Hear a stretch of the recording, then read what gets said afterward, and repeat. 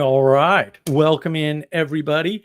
I have Professor Rachel Fulton Brown with me to talk about manners and why they matter, and maybe a little bit of the history of manners, since that's something she probably knows way more about than I do, since I know nothing. So it was easy hit.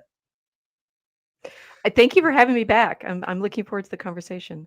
Oh, thank you for taking the time. I super appreciate it, because there's all these things that, I want to work out, we'll say publicly, where other people can watch, and you're willing to go through that process with me. And since you have a bunch of information and knowledge that I do not have, it's really helpful. So I'm excited. I'm happy to help. I feel like this is a elevated level office hours, right? It's like, how can I help you? Where shall Yeah, we begin? Your questions. What can I help you with? Yeah, because I yeah, think I like. last time we had me on, I thought you were more asking me about my own research, right? Which I think like goes together with the kinds of things you're looking at. But you've got a different project than I do, so let's hear yours. Let's let's. I want to better understand what your project is. Yeah, so my project, in particularly with this conversation, is to sort of knit back together in I guess they're calling it the modernist or secular frame, which is completely wrong. It's actually the age of gnosis. Uh, it's See, you throw all this stuff out like we all know what it is, and maybe all of your listeners know this, but I don't. So No, almost no one knows this. So the age of gnosis is that, we'll say, the proper naming, if I can be so bold, and I think I can, for what people are referring to as modernity or post-enlightenment or even postmodernism. It's all based on this idea that knowledge is somehow just propositions, and that's the highest value. Everything else doesn't matter. And this comes out all over the place. One thing I've been doing is, my girlfriend Sarah's been away, so I was like, she doesn't like the show The Librarians. I'm like, I want to watch a full season of The Librarians. I just finished the season finale, and it really emphasizes how all this knowledge is important, and that's what saves the world, and it makes the librarians heroes. So the heroes are called the librarians. Huh, weird. And then they all have specific domains of knowledge, and to be fair, they at least work together. And it's done in I didn't know this because I hadn't seen a full season or anything, but it's done under the guise of Camelot and King Arthur, which is where some of the bad characters, they're throwing in all kinds of magic stuff and a bunch of stuff I know the history of, and I'm like, yeah, that's not how that works at all. So I don't know where to get that from, but it's very knowledge oriented. hmm And I think even postmodernism, the trick of postmodernism is, oh, no, no, no, the framings are arbitrary, or at least you can substitute your own framing for the framing of somebody who's smarter than you and works harder than you, namely an author, which is it's ridiculous, right? Like, you're not as smart as somebody who wrote a book when you've never written a book. That's never going to happen. And therefore, that gives you power, right? Because they talk about power because they don't have a good definition of it, because almost no one does. And that is supposed to give you the ability to go on this lovely hero's journey. I'm sure you love the hero's journey because you're a big Joseph Campbell fan, like I am.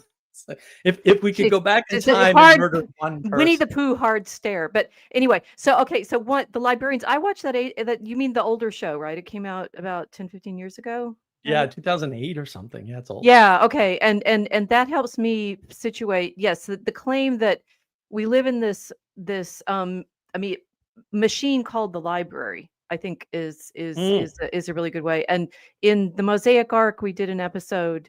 I know you follow me on Twitter very X very diligently, so I appreciate that. But we did the episode a few weeks ago on like spot the simulation, and is it the library that we're in, or is it the matrix? And of course they both are, right? That they're yeah, both a kind of simulation. And your description of the library and the librarians as heroes in it, right? It's like if I can grab the knowledge, and as librarian I know where it's cataloged, I know where to get it, then I have power. I That makes sense to me. yeah, Yeah, so I think the age of the library is even a better, like gnosis. I think people start thinking spiritual realities and things like that, which has a different kind of I'd say technical term, woo woo right. valence for people, right? It's like there's something mystical about the knowledge, whereas you simply mean we have this claim of enlightened rationality that inhabits books, and if we can access it, then we have power.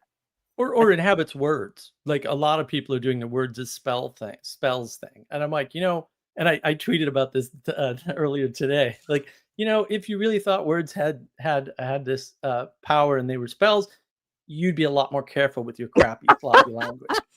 Well, yes. I mean, they do have, I've also been writing about this, right? They do have power, but not usually in the way people mean it, right? Exactly. They want it to be like, abracadabra and this thing happens, right? But in fact, Right. the way we frame our wishes affects things for real, but through us, right? So Right. yeah. Well, Okay. and not with the precision we expect, because people just have this wild, I mean, it's totally wild idea how precise language is. And I'm like, you don't even know how language works. And you think language is spoken word. And I'm like, wow, the things that convey or communicate more information than words are pretty much everything that isn't words. So I don't even know how this works in your world. And it's weird too, because a lot of these people, they'll well, I have a whole video on this. This guy went after Sabine Hassenfeld, I think her name is. And I don't actually like Sabine that much. I mean, some of her stuff is kind of interesting, but she's a science person who's critiquing science mostly correctly, even, right? And so I like that. But the guy, the words he's using and then what he's putting on the screen are at complete odds with one another. And the thing that people don't realize is that what he can say, oh, yeah, well, she just might be mistaken. But when you put up liar with, on the screen, or you put up an image of somebody being deceptive, which is even harder to spot because you have to do it kind of almost in real time to not be enchanted by it. It totally negates the neutrality of what you're saying, or even the positivity of what you're saying. And people don't realize that's how you get enchanted. And so words are certainly not the most powerful way to move people in the way that words can move people, right? There's almost everything else is much more powerful, but words are certainly a gateway and a helpful framing. And when your words and your actions, for example, or your words and your tone, right, or your words and your body language all line up, that should give you some sense of the consistency. And I think, if you even buy into, words have any kind of power, something like manners is really important, because for me, I look at that as, and it's certainly gone. Like politeness is straight out the window lately with most individuals at this point, or persons. That's the gateway into navigating a relationship or a potential relationship. And that, I think, is what's important about it, is that it sets up these guardrails and gives you a structure and a system for interacting with other people. And then who knows where that will go, but it allows you to communicate, well, mostly with words, although not entirely, in a way that fixes a bunch of things that are problems on the internet all the time. When people come into online spaces like Discord servers, and they're like, well, I didn't know if it was okay to talk. And it's like, well, Okay, yeah. okay. So I think I have a better sense of one. Words are incredibly powerful, but you're right that we use them in contexts, and words in contexts are, that's kind of my job, right? It's like putting things in context so that you understand the relationships both between words and other words, but words and images, words and gestures, words and the circumstances that you're using them in, and so forth. There was just one thing that you said at the beginning of saying people who write books aren't powerful. They are actually, but it's a kind of power that I think people underappreciate, the discipline it takes to write a book. Yeah. Which is the discipline that it takes to, all of the things you're saying about words needing all these other sort of like contexts, right? Books strip all that out, right? And so Right. books are, as I love Marshall McLuhan and help using him to think about things. If you've written a book, and anybody out there who's an author knows this, it's incredibly frustrating because you're having to like, if the internet is this way of stripping out meaning and sending it down, our electrical connections or our fiber optic cables or whatever they are, right? However, we're stripping ourselves down into speaking through the internet with mediated signals, right? Printed words are stripped down in different ways and are therefore, I mean, they're terrifying in the sense that once you've written it down, you have nothing of the person's voice, you have nothing of their gestures, but it's also very, very controlled kind of delivery of an argument or information. And Mhm. I'd say the power in books and the power that if people are, trained to use them and to read them and so forth is in that um it's in that sort of horrible architecture of being able to make the argument through so much so little information, right? And Right. what McLuhan pointed out with books, that it creates this kind of linear thinking, and very mechanical thinking. His mind, because he's sort of mystically thinking about the effects of the printing press and the movable type and the regimentation of the layout of the words on the page, which you can't, in manuscripts, you can draw all over things much more easily and move things around. Whereas the printed press was very rigid in its Mechanical. setting, mechanical in its setting of things. Yeah. And that creates that, I mean, the power of the books is in all of those things. So it is real. And the reality of the power of the mass production of printing, whether in newspapers or mass produced books, there's an article that's going around on Substack right now that points that out, saying, this is what we're losing because people don't read anymore because it created mass democracy. And it's like, yes, you're exactly right. You're of course wrong. The only thing that came before that was, nonsense thinking and mystical woo-woo, because you don't if you're so used to the printed structure of everything, you don't credit any of the stuff that goes on outside of it as knowledge. So I Right. agree with you absolutely, but to recognize that the power that books have is because of their sort of controlled delivery Right. of understanding, Right. and And I also they're stripped down. Which, I mean, even funnily enough, even with librarians, of course, they don't sit around reading books. They, they get to be all sort of, warrior like and it's an throw action show. bolts of lightning action shows. Yeah. Yeah, it's not really Yeah. a book about. It's not a show about books. Right. even though their power center is that circular library. That's not the way they perform the power that they have. So it's hilarious. Right. And through the books, the power that the library conveys is more in the magical artifacts that are contained Hmm. within the library and the magical It's nature a of the museum. library itself. Yeah, it's a museum as much as it is a library because they Right. have the artifacts. And then what's his name? Kane? What's Christian Kane? Who's he's the hunky one, right? Yeah.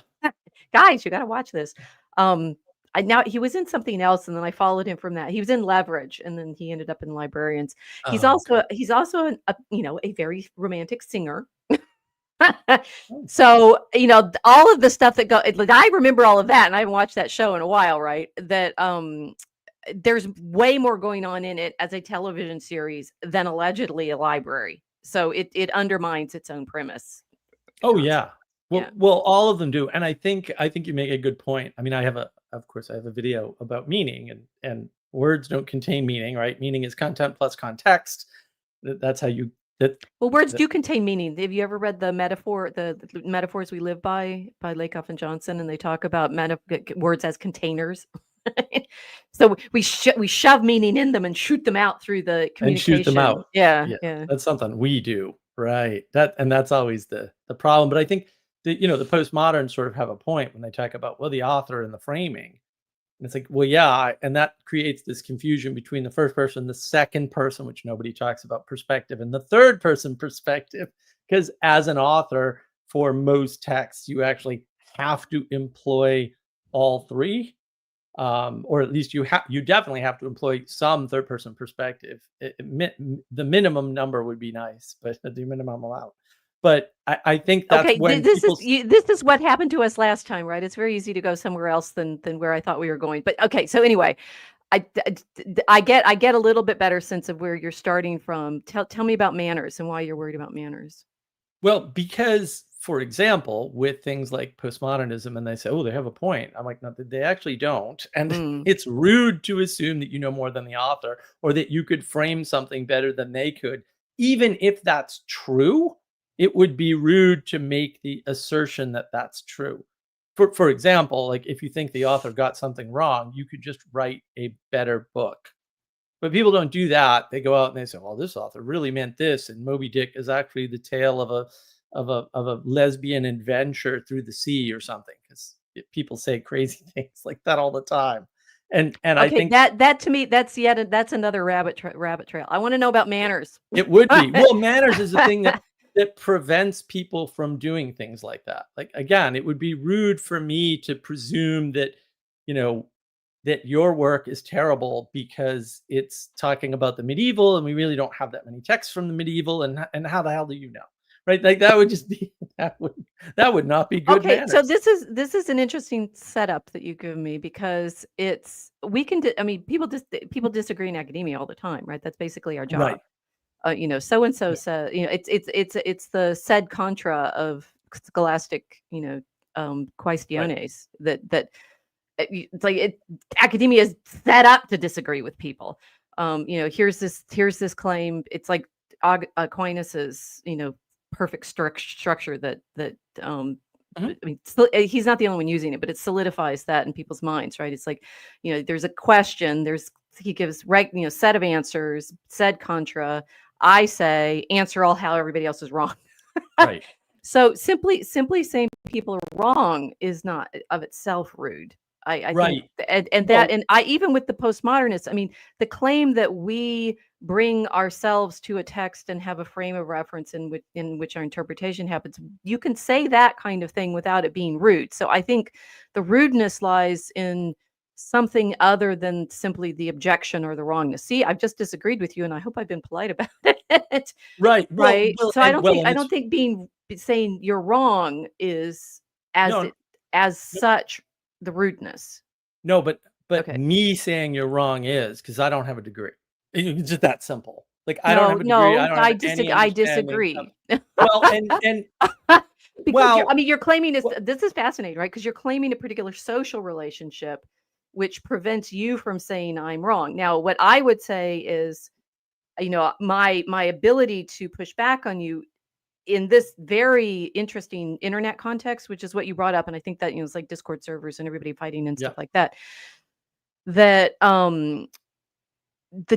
the context of the internet it's fascinating, right? Because we are developing rules for behavior, but when it first blew into existence 10-20 years ago, it was a novel situation, and so people didn't know how to behave. They didn't know what counted as rude. So you gave your example of someone showing up in a Discord server and saying, "Can I talk?" Right? It's like, and that can be taken like just that question could be either like, "Duh, of course you can," or "No, thank you. You need to hang out here and listen a little while." Nobody knew the rules, right? And I think the analog in history is towns, right? You show up in a town. yeah, There's towns, and then there's also uh, courts, right? yep, Courts are sort of well, there's towns where lots of strangers are thrown together, and you don't know how to behave. And then there's also a subset of that kind of new structure is a court, like a king's court, right, where in order to belong, you have to prove your willingness to go along with what the group is saying. So, I think the reason that we're going through all of this is because the internet it's a real place of human interaction, and it was created, with certain kinds of expectations, and then people would show up and right, they don't know how to behave. That's why it can feel so anyway, so what I was thinking, yeah, oh, right, that the internet as a place, my degree, I mean, you have credited me with my degree, right? And yeah, I would say, okay, so which of the things should you give me honor for? Is it the fact that I'm 60? Are you younger or older than I am, right? So start there. right, You're male and I'm female. Should you be courteous to me in a particular way because I'm female rather than yes, male? That you should behave with a man differently than you would behave with me. of course, that I have a podcast, you have a podcast, but I right now am on your podcast. Right. So I am in the situation of guest. Yep. So I shouldn't necessarily be rude to you because you asked me here. But on the other hand, I've been on podcasts where people invited me in and then it was like instant, not very many, like 2, but it suddenly clear that they brought me in to bait me. And I'm like, what are you going to do? Like all of these things turn into the kind of problem. But the primary one is, this is all words, right? It's oral. But all of our interactions, it's like a battle of wits, right? And What's it turns into.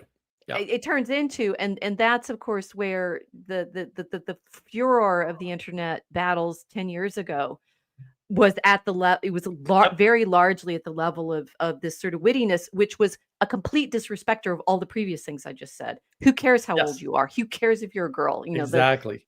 Tits or get them out, right? In the gamer world, it's like, well, if you come in here and you want me to be nice to you because you're a girl, either prove it or don't play, right? It's like, what kind of playing there? And the level of whether or not I am, you should pay respect to me and be nice to me, polite to me, or not quarrel with me because I have a degree. Oh my gosh, academia has done. Right, but has undone that claim pretty effectively in the last 20 years.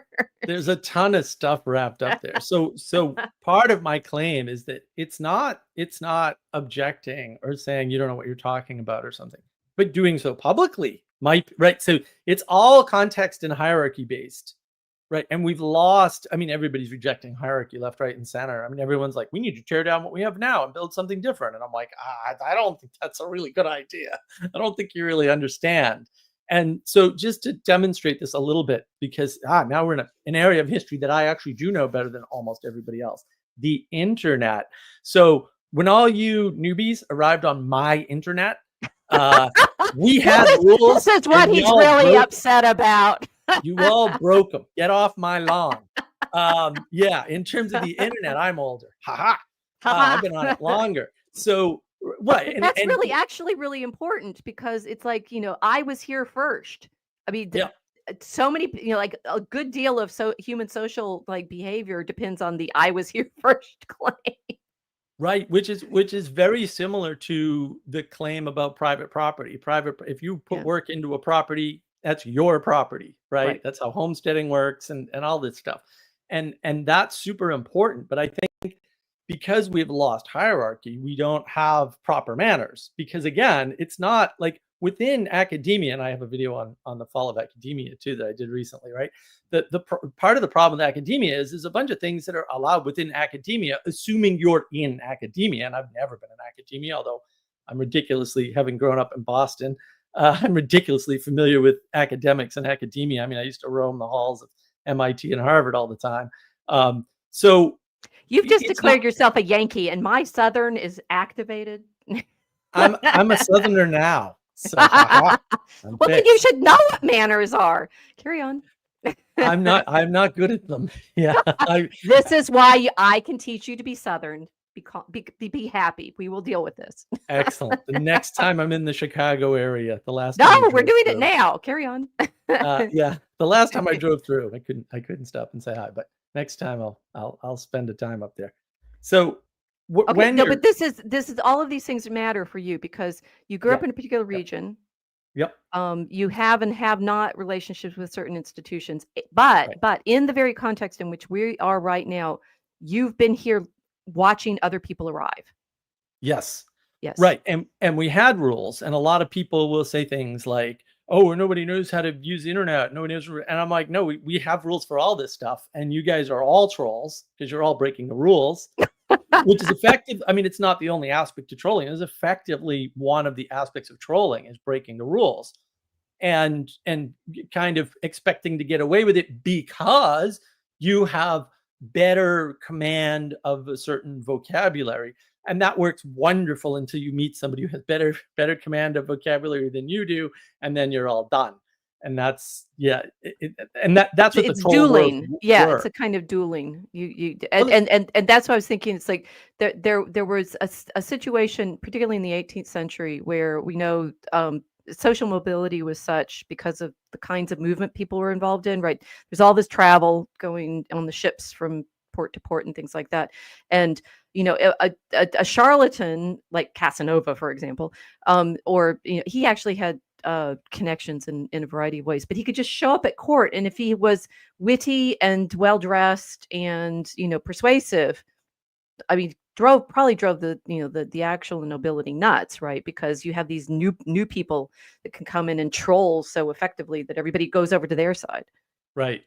Well, and that's the thing, because manners signal station in the hierarchy. Yes. And so when you destroy manners, you destroy this important signal about where people are in the hierarchy, and then they don't know how to treat you. But what we have now, because of the collapse of academia, among other things, I didn't really think it would go in this direction, but this is way more fun than what I had in mind. People are playing the academia game, but they're not in the academia frame. They're not academics, and they're not good at it, generally speaking, either. And then they're, and then this is my thesis, and you can tell me, how you like it. Then you get a bunch of people, as I tweeted out, I think a couple days ago, who people are still listening to even after they claimed the FCC got Jimmy Kimmel canceled. When none of that, we already, those people weren't at the FCC. You don't know anybody who works at the FCC, you know what I mean? Or Trump or ABC. They're making claims that are absurd. Like, you couldn't possibly have access to that information. And you're making this claim, and then everybody's either following you or being upset at you and acting as if. And I'm like, well, this is the breakdown of manners, because good manners would say you would never make a claim that bold when you know full well you don't even have access to the information. And then good manners on the other side would tell you this, he's breaking decorum. And because he's breaking decorum, rather than follow along with this nitwit who thinks he knows somebody at the FCC and knows what happened, why don't we just leave them alone, right? So manners works on both sides to help to mitigate these things. Yeah, you sound so Bostonian.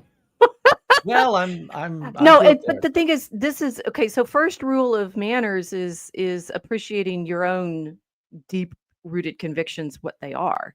And this is, if I haven't touted Albion Seed on your podcast before, please read Albion Seed. David Hackett Fisher's wonderful book on the different subcultures in the English colonies.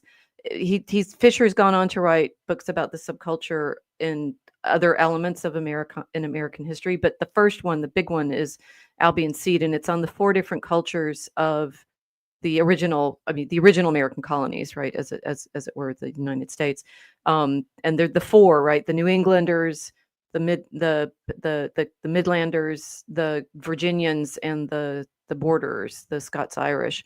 And the major element of what he shows is how they all have different, what he calls folkways and assumptions about things like, there's language ways and there's clothing ways and building and stuff like that. But I don't know whether he said it specifically as manners, but this is all like a subset of ways in which you behave and ideas that you hold. And a good deal of our quarrels in the United States over our existence have been between these different. Everyone out there wants it all to be, white, which is nonsensical, because it's a category that has too many different conflicts even within it to make it make sense, as well as that it's a weaponized kind of claim. But anyway, English doesn't even have stability in that, because you have these different English subcultures, and the Bostonian New Englanders have very different assumptions about appropriate behavior and hierarchy. Hierarchy is one of the big ones that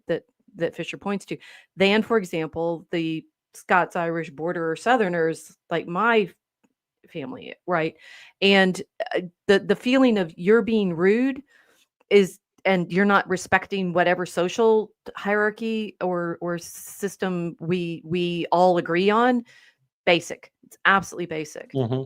Right. And obviously what happened with the internet is because people, not just from different parts of the United States or different age groups, or different levels of education, but from all over the world, could suddenly interact. And every single interaction is another of these renegotiations of manners.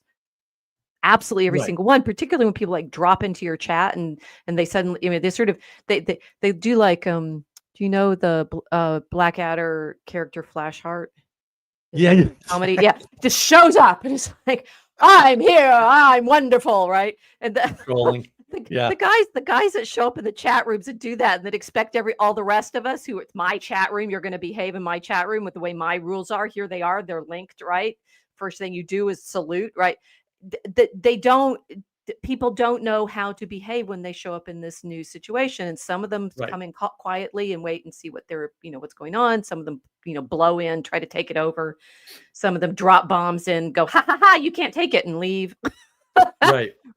Right. But that's not an internet problem, Right. actually. It's a human thing. That's a bigger problem. Yeah, I know Bruce loves, my buddy Bruce loves, Albion Seed, and then I'm a big fan of Colin Woodard's American Nations. Oh, yes, both brilliant. Yeah. That Woodard is book dependent just on Fisher, but yes. yeah. Oh, yeah, for sure. Now, when he talked about public versus private Protestants, I went, "Nope, now I understand the last 4 things I didn't understand about North-South relations. It all made perfect sense." Yeah, the whole thing, and that's right at the end of the book. I was pretty upset. I'm like, "You waited until now to tell me that? I needed to know that up front." See Yeah, how hard writing is? well, true. Well, and then unfortunately, and the thing is, it can't hit you with the sense of realization if it doesn't come in the right place. So there you go. right. Well, then he gets completely insane, and like most historians, starts talking about things way too recent for his way of thinking about the world. And Greenland is apparently the way. And I'm like, no. So I can tell you why that can't be true, but whatever. But yeah, I think a lot of the quote. Well, I have this thesis that the way we use the word politics in the United States, which is at a second grade level, as opposed to the way they use politics in Europe, is totally different. And what we're talking about with politics are precisely these squabbles around the basic, we'll say, core values that that the different nations, we'll say, inside America have, right? And the fact that we're a federation of nations and not a country or a nation unto itself. Well, to be fair, we are the refugees of the European squabbles, so they Right. didn't really get it. They didn't solve all this themselves. That's We're right. the ones who, our ancestors are the ones who left for a Right. variety of reasons, right? It's like a lot of them Good because reasons. they were thrown out, or some of them left in a huff, some of them left with ambition, some of them left as refugees. It varies, and that creates our American expectation of certain kinds of things like hierarchy, which is, I think, challenging. I'd like to. You brought up hierarchy a few times, and I think that's a nice sort of grounding concept to help people through this manners question. Yeah.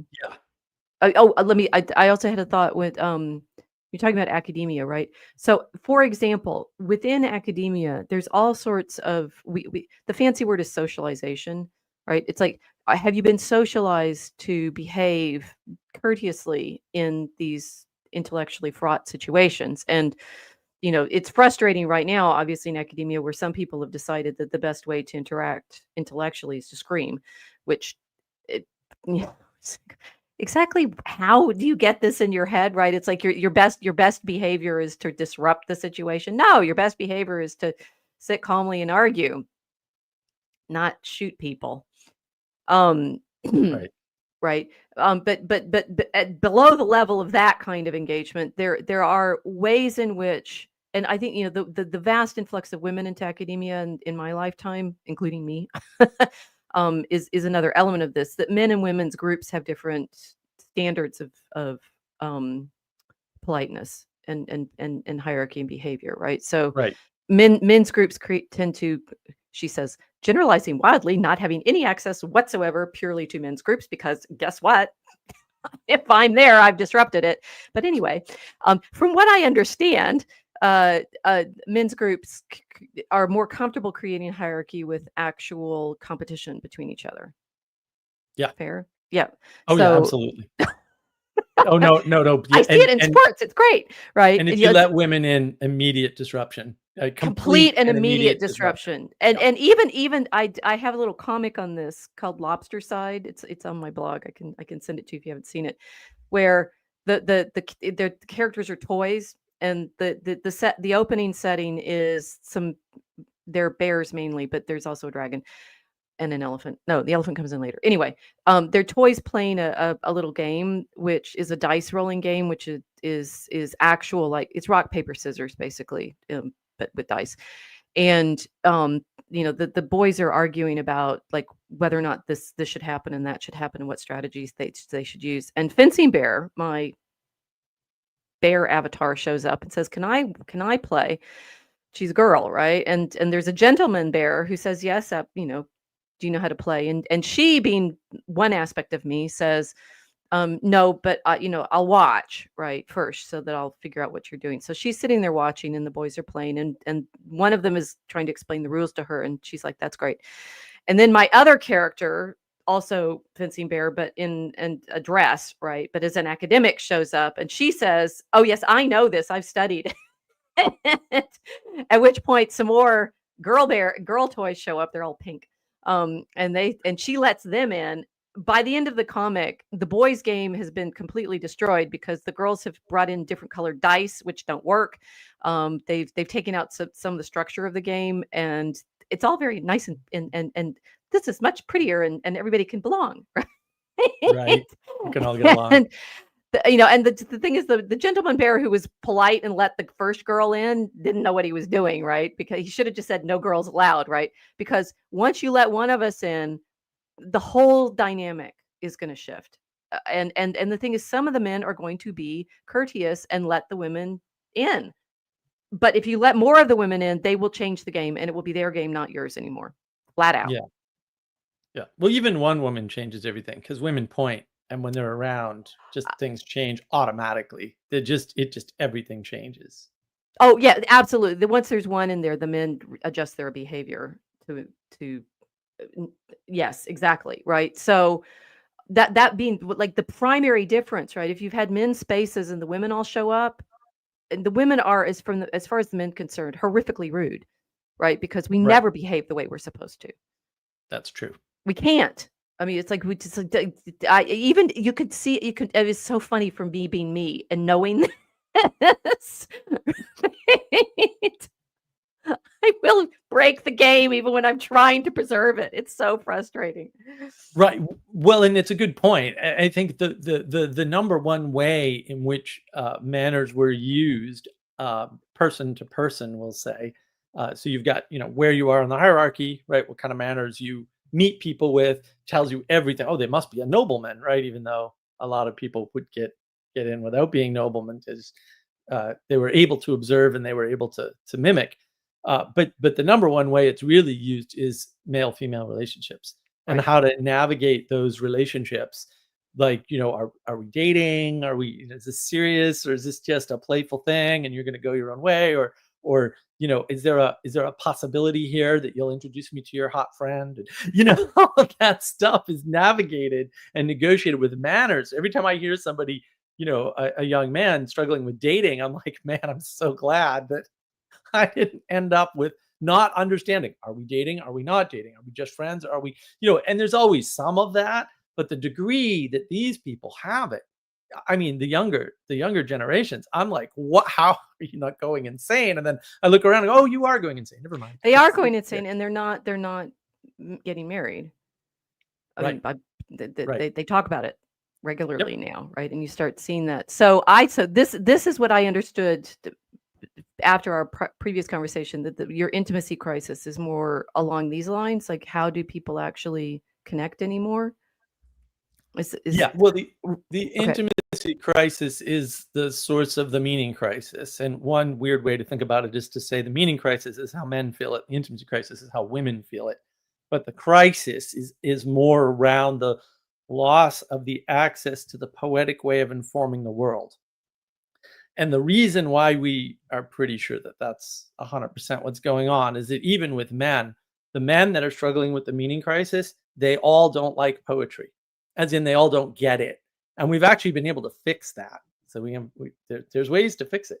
And once you sort of understand how to, say, appreciate poetry, the next thing you know, like, people are going to church. And I'm like, oh, like, that's fine with me, I guess. And the reason why is that you can't just send those people to church up front, because you can, right? You can say, oh, you need to go to church, and maybe they'll go to church, but they won't they won't understand enough or appreciate enough about what that experience is offering them to be attracted to it. And it's not mere novelty, because novelty wears off. It's like, oh, pretty pictures and whatever, and oh, isn't this nice? And it's not the sort of convincing, as some people are doing on Twitter today, really annoying me with, oh, everything's liturgy. And I'm like, no, rock concerts are not, like, you can't just designate every public gathering with a thing at the center, a liturgy. That's not going to work. You're not going to drag more people into church, but you're going to drag more people out of church. That's probably a bad idea. And the intimacy crisis is all wrapped up in not just paying attention to relationship, because like John Vervaeke talks about that. And I really miss Dr. Vervaeke as a wonderful teacher, and I don't know what happened to him, but also like totally changed.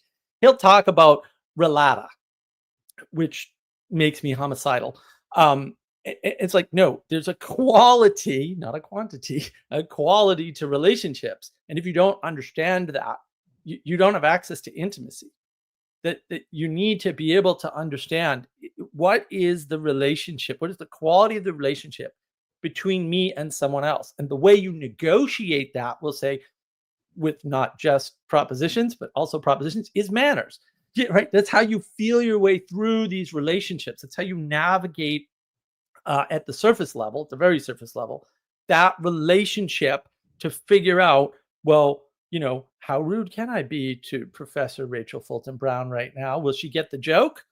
Like, I don't, right? Like, Jokes are it's manners. yeah, jokes are an interesting test Right. on your relationship with people, for sure. Exactly. Well, and also, not just ramping into jokes immediately, because a lot of trolling is inadvertent, autists, if you will, just not understanding that relationships have to change over time, and your initial relationship with somebody, because you don't like small talk, shouldn't be, joking with them and using sarcasm, especially over the internet where it doesn't transmit very well, immediately. But you've got to establish the Well, relationship yes, this is first. the my dog knows this, right? His opening. Well, actually, watching dogs is a nice exercise in figuring out how we do. So you watch the dogs and you realize human beings do all of this kind of negotiating with each other when they first meet as well. But the dogs are more blunt. and my dog's invitation to play, once they've sort of, they'll look at each other, we'll walk together, there's this, that, there's a lot of these negotiations, but at some point he always punches them in the shoulder. Which is doggy language, right? He's a corgi, right? So his punching them in the shoulder tends to be jump up and tap them, right? Yeah. And obviously he moderates that for the size of the other dog and things like that. But when I realized that what he was doing, he was basically the guy going up and saying, "Hey, you want to play?" Right? Yeah. Which I was like, "Oh, that's so cute."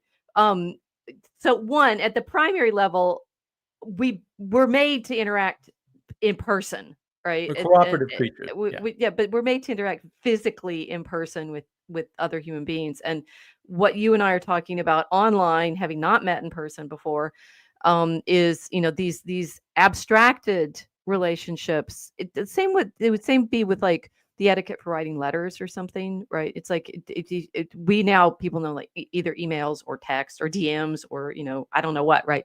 But from the beginning of writing, there were formulas that people recognized that were appropriate to use. Even in the Middle Ages, they're all books with like what form of address to use in your letter to so and so, and how to couch your request and things like that. Because you can't do all of the things that we would do physically. Right. Okay, and just backing off, right? The dogs are themselves with fur, right? We have to have our clothes, so we're starting with all sorts of signals that we're giving to each Yeah. other constantly about level of engagement that I'm about to have with you. I'm walking my dog, I'm in my dirty clothes because the dogs are going to jump on me, and I'm that, versus I'm dressed for campus, and so that's going to have a certain kind of relationship. I'm dressed to go to campus simply to go to the library to get a book, versus I'm dressed to go to campus to teach. Yep. Human beings are fascinating, right? How many ways of signaling do we have to say, don't talk to me, do talk to me? I have socially in this situation, this status, I'm going to Right. assume this kind of status in this situation. Right. It's our clothes, it's our body language, before we even get to words, right? And if you're dealing Yep. with a letter, right, you have just words. Maybe you have the paper. Maybe you have how you sent it. Do you send it a personal delivery Yep. person? Do you send it by U.S. mail? Blah blah blah blah blah. The Right. envelope, The the thing is, ink. everybody. I think, in fact, most people, once you start putting it in these terms, will realize, oh, right, I actually do this all the time. Right.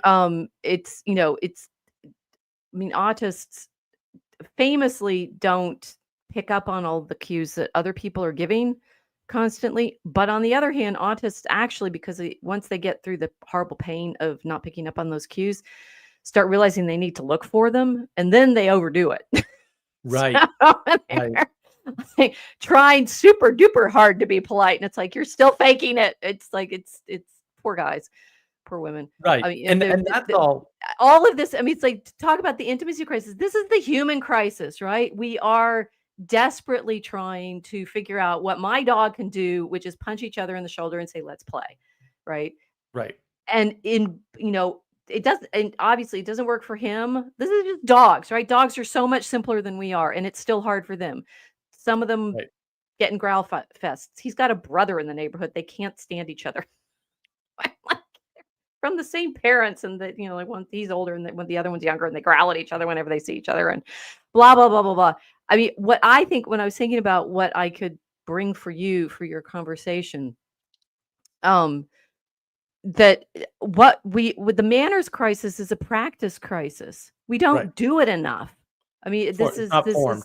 we're just not practiced at it. And I think the women, and if your primary way of figuring stuff out is to punch each other and then have a wrestle, and then, okay, now we know who we are, and women keep preventing that because of, you need to learn to play nice and don't hit each other, and Toxic masculinity. It's all of toxic.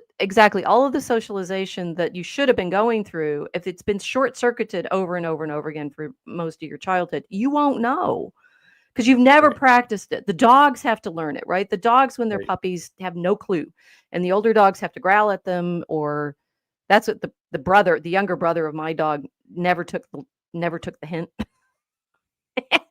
And my dog is just like, I'm not where you never would learn to tone it down, right? Whereas most of the time, the older dogs are teaching each other that. If we Right. have had none of that kind of engagement, cross generational, cross, all of that, we are out of practice. Yep. I, Yep. I think fundamentally we're so painfully out of practice because of the artificiality for most people growing up, certainly in the United States, of classrooms. Well, and there's a failure of formation, because everybody talks Mm. about this thing called education, and quite honestly, I don't know what anybody's saying anymore. I think they're just throwing around this word randomly at this point, because I can't nail down what the hell they're talking about. But what they're describing is formation, and when you don't have that formation, a lot of the stuff you're talking about too. I'm like, oh, Jonathan Peugeot talks about identity, and that's everything you're talking about is identity. Like, how do you dress for this versus this, Mhm. right? Because when people are talking about identity, unfortunately, even I think dear Monsieur Peugeot is making this mistake. They're talking about it like there's one identity, and I'm like, that's so silly. No, you're in all the You different have social lots. situations that you're in. Well, Yeah. and like already, right? You're someone's son or daughter, right? And then if you have kids, you're someone's son or daughter, and you're the parent to. It's like this already doesn't work. Like, just at the surface level, right? Like, I have a friend. I may have somebody I'm dating. Like, those are two different identities. I, but we don't. I think we don't understand identity, because we don't understand things like manners, which are negotiations for identity. And the fact that we flattened the world with the internet and then allowed anybody to go on it, we'll say under the age of, what do you think, 30, is already a problem. Like, you need to be formed before you go on the internet. And like I was saying, this isn't an internet problem. So years ago, I had a girlfriend who was at Northeastern University. Very, very bright girl. Man, was she smart. She's a chemical engineer. Really smart girl. And they all had this friend who was from the backwoods of Maine. And he was at Northeastern University, although they couldn't quite understand how, but they rather liked him. He's a rather likable character. He's very charismatic. And she came to me and she's like, "How do we tell him he has to take a shower?" And I was like, See, but "What?" these are no, these like right. These are basic like cross situational awkwardness. But it Because begins for down her to there. just say, "Dude, you stink," right? Wouldn't work. Whereas in Right. fact, probably that's what Ollie needed to hear. I'm like, really? Oh, okay, I'll take care of it. Right. But she Yeah. was worried about it was her inability to just say it. And I recognize that as women, right? It's like it's really hard for us to call out certain kinds of things. Although some women call out, well, anyway, yes, that's the identity thing. I mean, the identity thing has clearly become a crisis because Yeah. of the immense mobility of the population. You know what your identity is if you are around the people that you grew up with, and Yeah. they've negotiated that into you as you've grown up. Whereas, and urbanization created this. It's created this problem ever since there were cities, right? You can go to the city and you can reinvent yourself, right? By Mhm. and lie in certain ways, right? If I can Yep. find the money to buy fancy clothes and I know how to behave, I can pass myself off as a you know, different kind of character than the one I actually am. You Nobleman from a foreign land. yeah, it's standard, basic storytelling of, the trickster in the city. And with the huge mobility that we've had thanks to I mean, the railroads did one level of it in the 19th century. Obviously the airplanes now and the cars and the huge urbanization of the American population in my lifetime, your lifetime, right? That's why we're in an identity crisis because and I think that's also academia is an interesting place. A lot of our anxieties got tagged onto academia because the reason people left home was to go to school. Yep. The more you have people, and then the institutions themselves, I find this both understandable and horrifying, right? You're a part of our family now, we tell all of our alumni.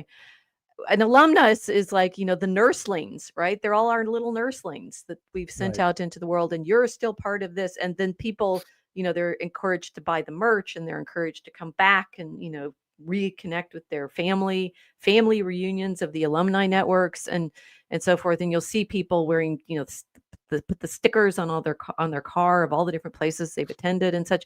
This Yep. is this is like a cry of the soul for identity, all of Yep. it. Never Yep. mind, whether you've colored your hair a different color or something like that. It's like just like this needing to badge yourself as belonging. Yep. It's I find it obviously the hysteria that has been triggered around it is distressing to me, but I find the impulse itself more touching than anything else. It's like, Absolutely. wow, like how, do I belong to Chicago? Do I belong to how do I identify myself? And of course, on my online labels that I give myself, Christian is top because I know that one matters most. But Christianity is a label that comes, against a family label. You can be Christian and your whole family is not necessarily Christian, right? So it's complicated. And these kinds of who am I in relation to you questions are something we're constantly having to negotiate. Well, and that I would say is manners. Yeah, And yeah, yeah. it's not really a point of manners. We'll say that I don't think the word Christianity has any use when you're talking post-Reformation. I like Anglo-Cathodoxy because I think You that's just much more did it to descriptive. me. I'm going to be more precise in my label than you. Well, look. I mean, I talked about this with Paul Vanderklay like 4 years ago on his channel. Like early trolling, that's what it was. And like I grew up with people speaking precisely in universities, and I'm not shy about this. I take infinite, endless pleasure in destroying them when they make a mistake. Um, Not you, of course, ma'am, but I don't the make mistakes. arrogant. I make opportunities. There we go. But the arrogant people at MIT and Harvard, believe me, nothing. And it's the siren call is there. Mark, Well, you because could just go walk on they campus. crafted their identity on a particular skill, and you were Right. embarrassing Well, them. then if you watch something like You're Goodwill very Hunting, rude. like you watch the movie Goodwill How dare Hunting, you? and Oh, people are like, have I what seen is? that? And I'm like, no, that whole where he breaks down like you're in this grade in Harvard, and this is what you've learned, and this is what you're going to learn next, and like I used to do that to them. Not to that level. I'm not claiming Okay, that I so would. as a Southerner, I'm just horrified, right? So Exactly. As I well do you should be. yeah, I am. You Yankees don't know how to behave. True. One so in the poetry we're writing in Dragon in with Draco Chemicus, my alchemical dragon mythological allegory of Christ's love for us. It's a love story.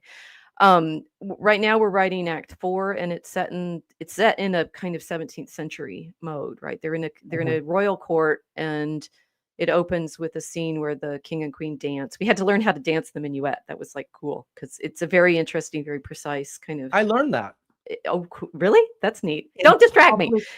public school. I learned the Ooh, minuet in public. Oh, I went to a it's magnet school.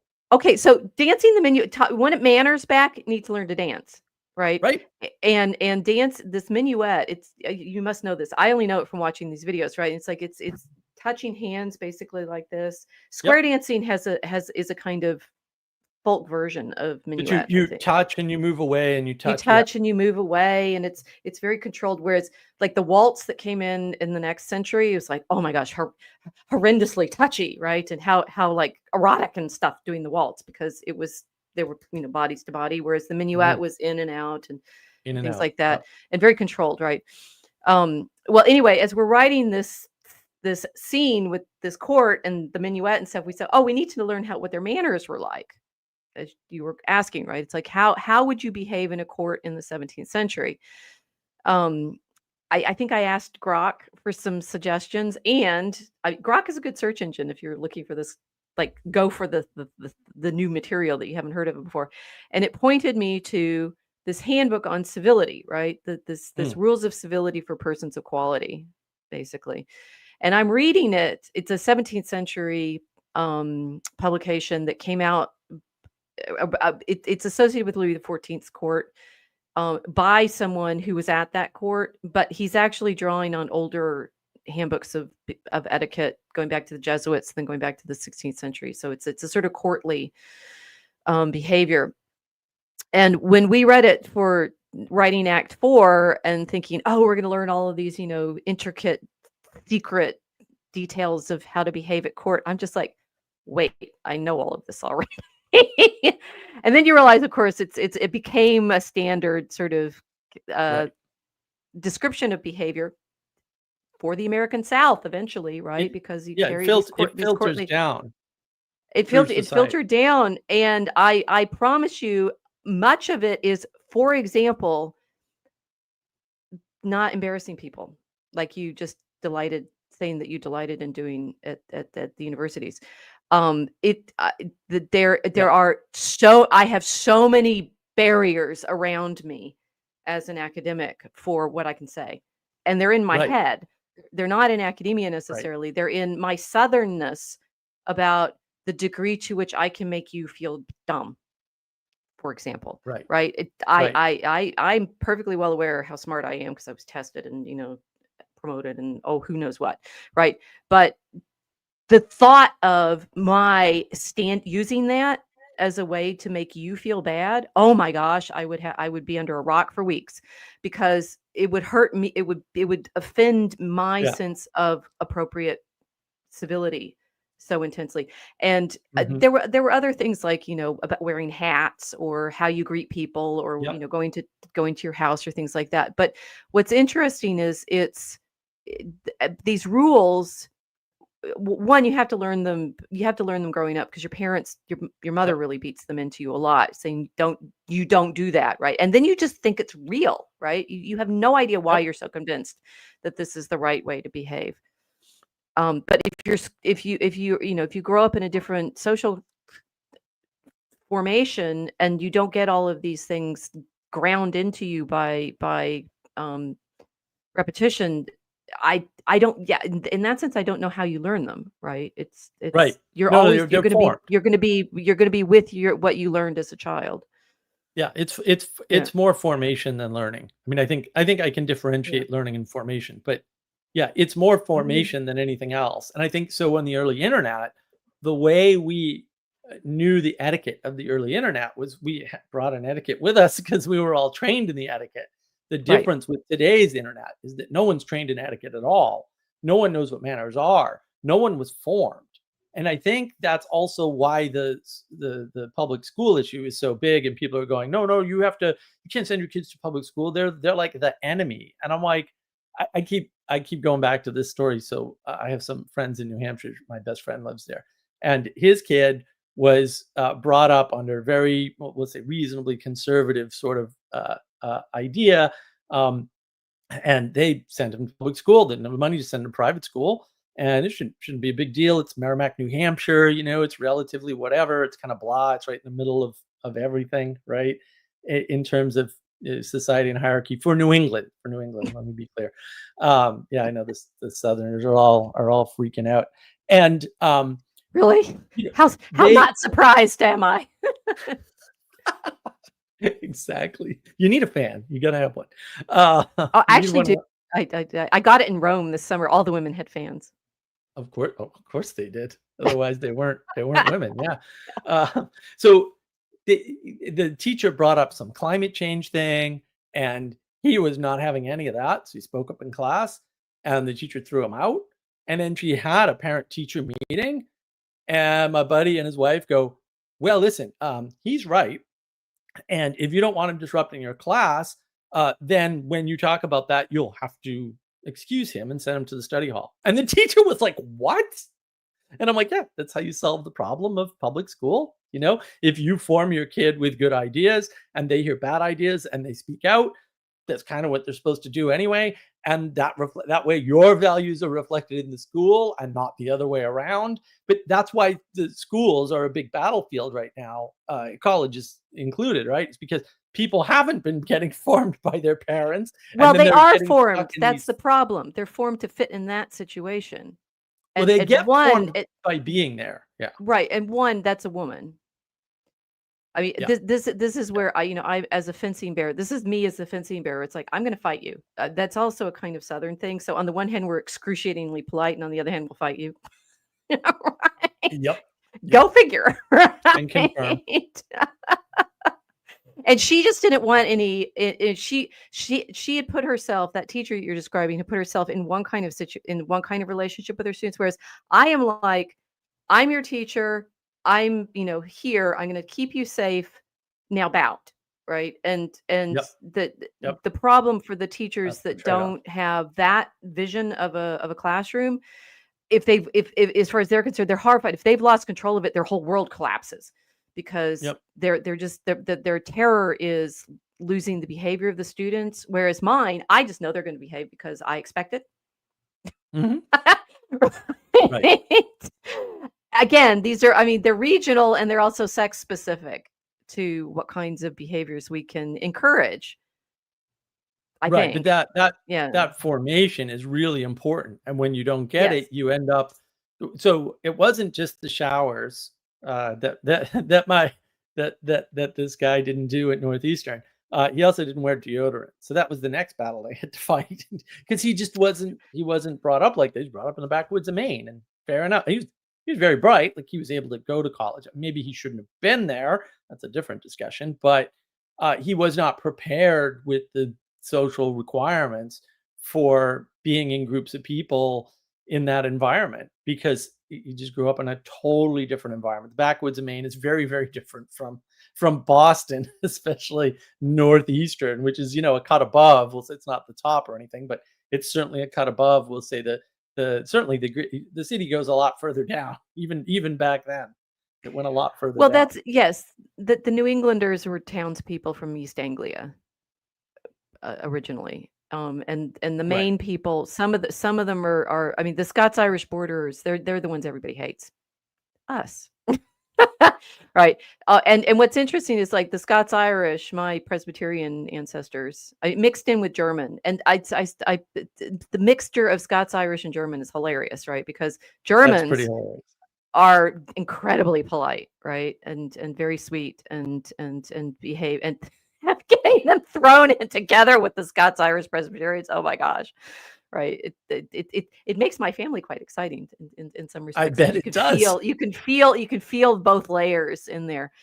Um, that the East Anglian townspeople, in order to function in a town, you have to have very rigid behavioral requirements, because otherwise towns fall apart, right? You can't have people throwing, refuse in the streets. You can't have them making noise at particular times. You can't have them fighting, Right. blah, blah, blah, blah. Right. So over the centuries in the Middle Ages, the European towns come up with, customs that are regulated for their citizens, right? For their Yep. towns. And they're constantly having to deal with these people that come in from outside. There's famous description in Froissart's account of the late 14th century in England. One of the stories that he tells is of these Irish kings coming over and not knowing how to behave in court. They're just barbarians. Or if you get this in Walter Scott's, I was just rereading the introduction to Ivanhoe, and he's playing there off of how it's so hard for us English to be able to imagine ourselves differently in custom, because we've been this way for so many years. But the Scots, right? They were barbarians only a generation or so ago. It's tongue in cheek because he's Scottish, right? But it's Right. the how do you know how to be civilized, and that's simply being able to live in a city, polished in the way that your manners are appropriate to the city. Yeah. Or able to cooperate with large groups of people who aren't your immediate family. Right. And I think the new problem that we have is now, and this is the argument over immigration, is how do you cooperate with people who aren't from your nation? Like, they're not even from your lineage, right? Because the Scots can all cooperate together just fine, and they get into the English. Are you kidding? Have you heard of the Hatfields and McCoys? The Campbells Well, and the yeah, but that's all everybody else. Irish. That's Scots-Irish bickering. They were never part of the city. They're famous for feuds. And they were never civilized. And that's why they're the contrast for feuds, because they were never civilized in that way. Our president comes from that lineage. Which explains a lot about the Trump. Right? Trump is awesome. He's willing to take the battle a lot. He knows. Yeah. He also knows how and when. Which with the how is way more interesting. He knows how to get what he wants. He knows how to misdirect people. He's super good at all that. Yeah, and drives everybody nuts, because as far as they're concerned, half the country's saying he's rude and doesn't know how to behave. The other half of us is like, oh, good show, right? Good move.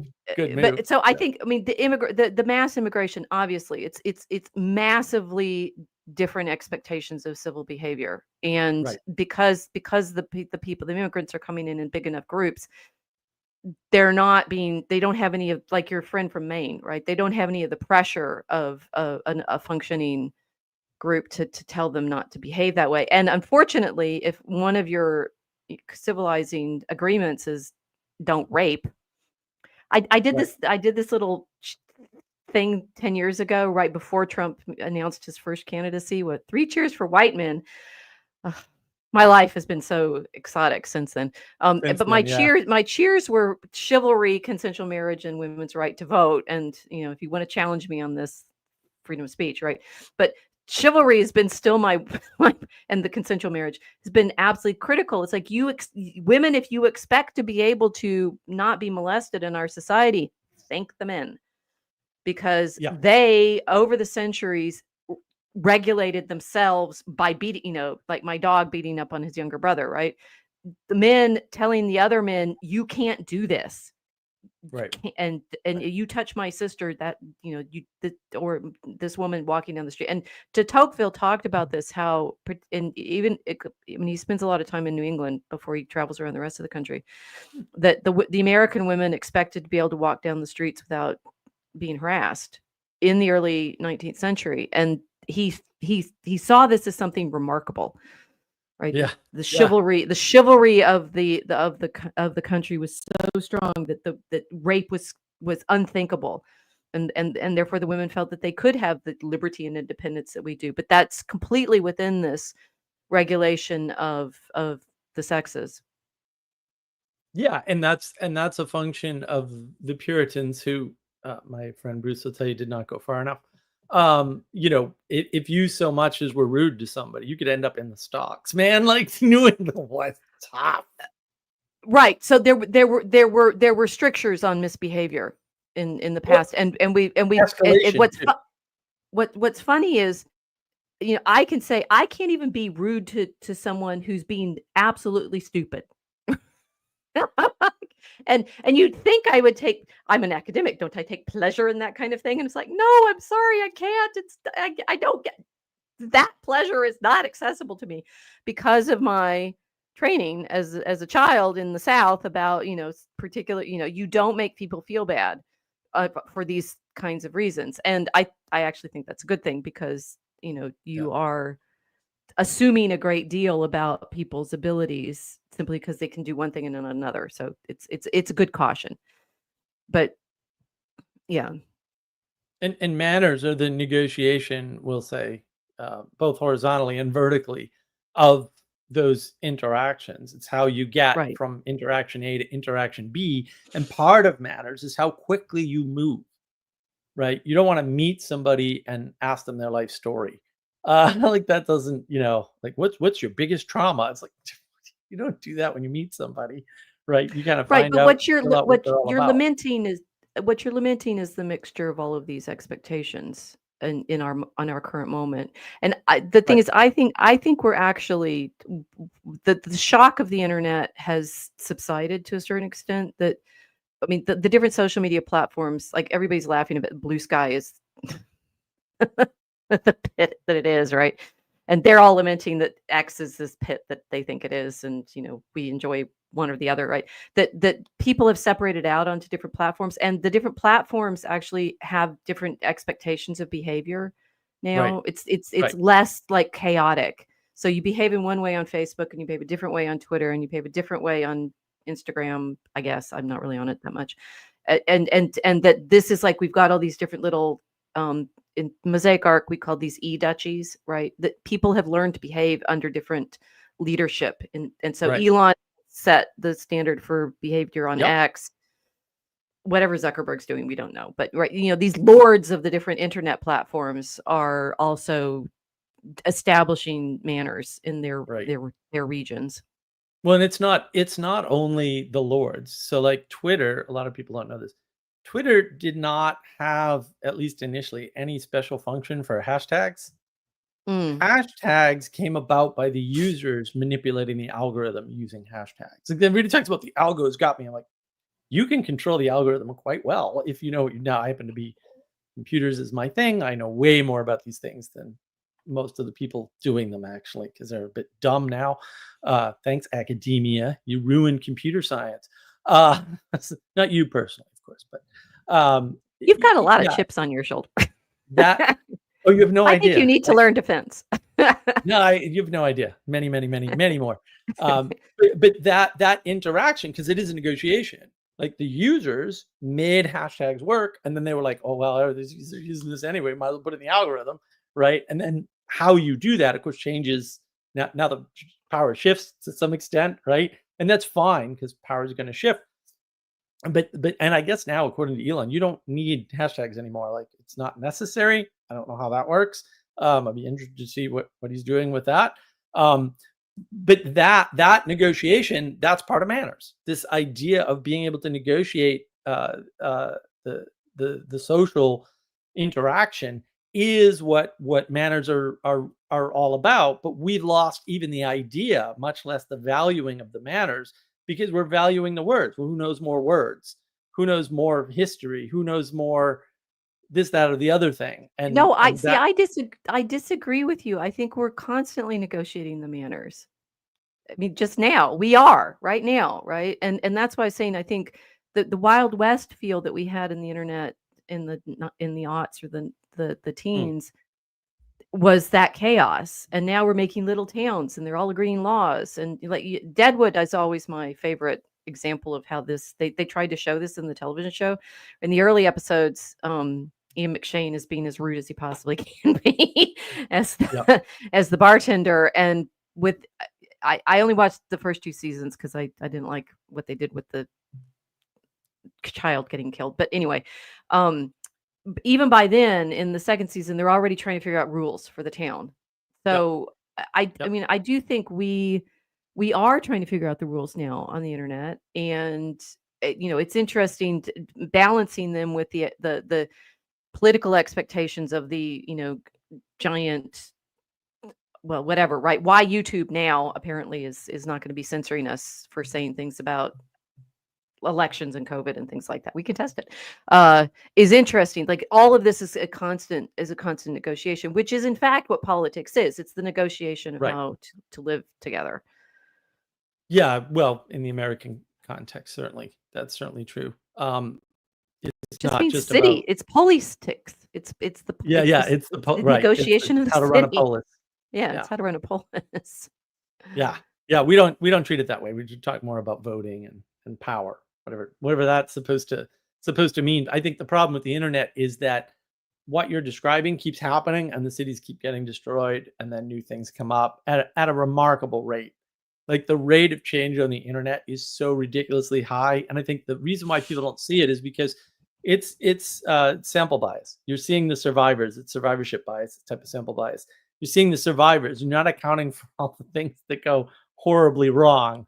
Because there's a lot of competitors to a lot of the services out there. Like Blue Sky's obviously not going to last very long. Just from a financial perspective, it won't. Soros can't prop it up forever. Whoever's propping it up, right? Whoever's propping those things up, they can't prop it up forever. Investment runs out eventually if it can't self-generate income. A lot of these platforms can't self-generate income. It's sort of a miracle that Elon got Twitter to generate any income. Good for him. This is why he's smarter than me for sure. I think that because we keep having that negotiation between the realities of the business, it costs a lot of money to run things at scale on the internet, Yeah, and then the the realities resources, of the the group. realities of the resources you need. Yeah. Right. So if you center your group around a bunch of rebels and call it Blue Sky, I can tell you right now that ain't gonna work for all that long. It's not gonna outlast Twitter or anything. That's for sure. Well, yes, I mean, so sociologically, it's fascinating. But I say, okay, so this is the the difference between where you grew up and where I grew up. Well, I grew up a lot of places in the middle of the country, but if you're from Boston, you're from one of the oldest cities in our country, Yep. right? I went to high school in Amarillo, Texas. Amarillo is surrounded by lots of little towns. Some of them got like burned recently, including the town where my grandparents are buried. Um, that region was settled somewhat by my family immediately, my mom's family, because my great, I lose how many greats are, grandfather was the first Presbyterian minister in that region in the Oh. 1880s or so, but he died and his widow bought land in the town where my mom grew up, Canadian. So those towns are from the 1880s, and Mm. they are distributed around the landscape to a large extent because of the distance between watering stations for the railroad. Mhm. Right? Yep. They're all Yep. they're very regularly spaced, and the as the trains got better at going further without stopping, the towns died. So, Yep. like, which ones? So, I mean, Amarillo is still there. It's Santa Fe Railroad, right? If you go from Chicago down there, it's Route 66 was originally the train route, right? And then on out to LA that way. Um, Amarillo survives as a city, but the other towns around it depends on how far they are. So you got Oklahoma City, then Amarillo, then Albuquerque. Look at the intervals, right? Yep. What we're f- and I love that they have in the movie Cars, the cartoon movie Cars, where they're lamenting the effect of the interstate on their Yeah. town. A lot of towns died when the interstate went through because nobody Yep. had to stop anymore. That's right. The in Cars, they have that ridge in the background that has the Cadillac ranch. Mhm. There's the car stuck up. It's like it's a rock formation in the movie, and Yep. it's an actual thing outside of Amarillo. They had to move it. It was first closer. It was closer to the center of the city than it is now. They had to move it out a mile, maybe 10 years ago because the city had expanded that direction. um, what's interesting about all of these things is if you grew up in it, my mom talks all about, oh, such and such, it used to be a town. And in her mind, because these towns existed when she was a child, it's a terrible tragedy that these towns that were maybe 20 years old, 50 years old Mm. when she was a child don't exist anymore, right? They were the startups back in the day. Deadwood is completely historically accurate, sort of. Right? Yeah. They're all Right. the American West was full of these aspirational towns, and some of them survived and some of them have vanished. Most of them have vanished. That's the Most of yeah, them have vanished, and people like me are living in the big cities because right, I'm not living in Amarillo where I went to high school. I'm living in Chicago, which is the hub of the original railroad. right. Yeah, all the Right. railroads went through Chicago. Yeah, and in They came out of Boston here. So it's like we're in the moment of the internet where you've got 18 towns and we don't know which ones of them are gonna still be around in 100 years. right. Well, none of them. Like, the whole internet's gonna collapse soon enough. Not soon Okay, enough for me, whatever. but soon enough. Yeah. Oh, the We'll run same out of phenomena water. happens This is a in big deal. I think Rango is it I'm watching a lot of it things. Rango is a very interesting prophetic movie, right? It's like what happens when the water gets cut off. the water gets yeah, wow. Or when you run out of electricity for data centers or yeah. There's lots of That's huge. That's huge. Water, yeah. water and electric. Can't have Well, data towns with centers use water. both. Yep, Data centers use both. They need the water for the yep, cooling. Yeah, and yeah, even around Boston. So I lived in Marlboro, which is about 25 miles out of Boston, which is one day's ride. That's why Marlboro is a city, right? right. That's why, right? Lowell's about 25 miles along the river, though, had some advantages over Marlboro. Right, it's one day's ride, and also where the falls are, so you can get the logs all the way down there, and then you need a Yep, canal, the Middlesex Canal. That's the only canal that matters. We can talk about the Erie Canal and the other canals all day long, but actually, the Middlesex Canal built the entire country. Wasn't the only thing, but my goodness, what an impact! And that idea that there is a pre-existing landscape, we'll call it, onto which something like the internet overlays, and it's not as arbitrary as people would like to think, right, because servers cost money. right. And one of Elon's genius moves, a lot of people, maybe some people followed it, but a lot of people don't realize the implication. He shut down a bunch of data centers and ran X on a tenth as many servers, because of course you could if you weren't stupid. But the Right. people who set up X were stupid and they had no idea how to scale things. And I was like, how many servers? Why would you need that many servers? Right. Same thing with and things like Wikipedia. Wikipedia burns an unbelievable amount of money to do something that I'm sure they could make much more efficient if they hired the right crew. Also, I'm available if they want to pay me way too much money. I'll tell them how to do it. It's not that That's hard. really I didn't realize that about what Elon did. That makes a lot of sense. Thank you for Oh telling me yeah. that. Well, Yeah. he had to bring costs down first, right, to Right. show the investors, because it wasn't his money.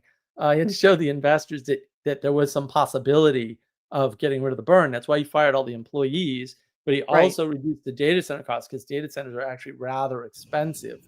Right. And so, and then he used all the money he saved to set up AI data centers instead, and now you have your lovely Grok.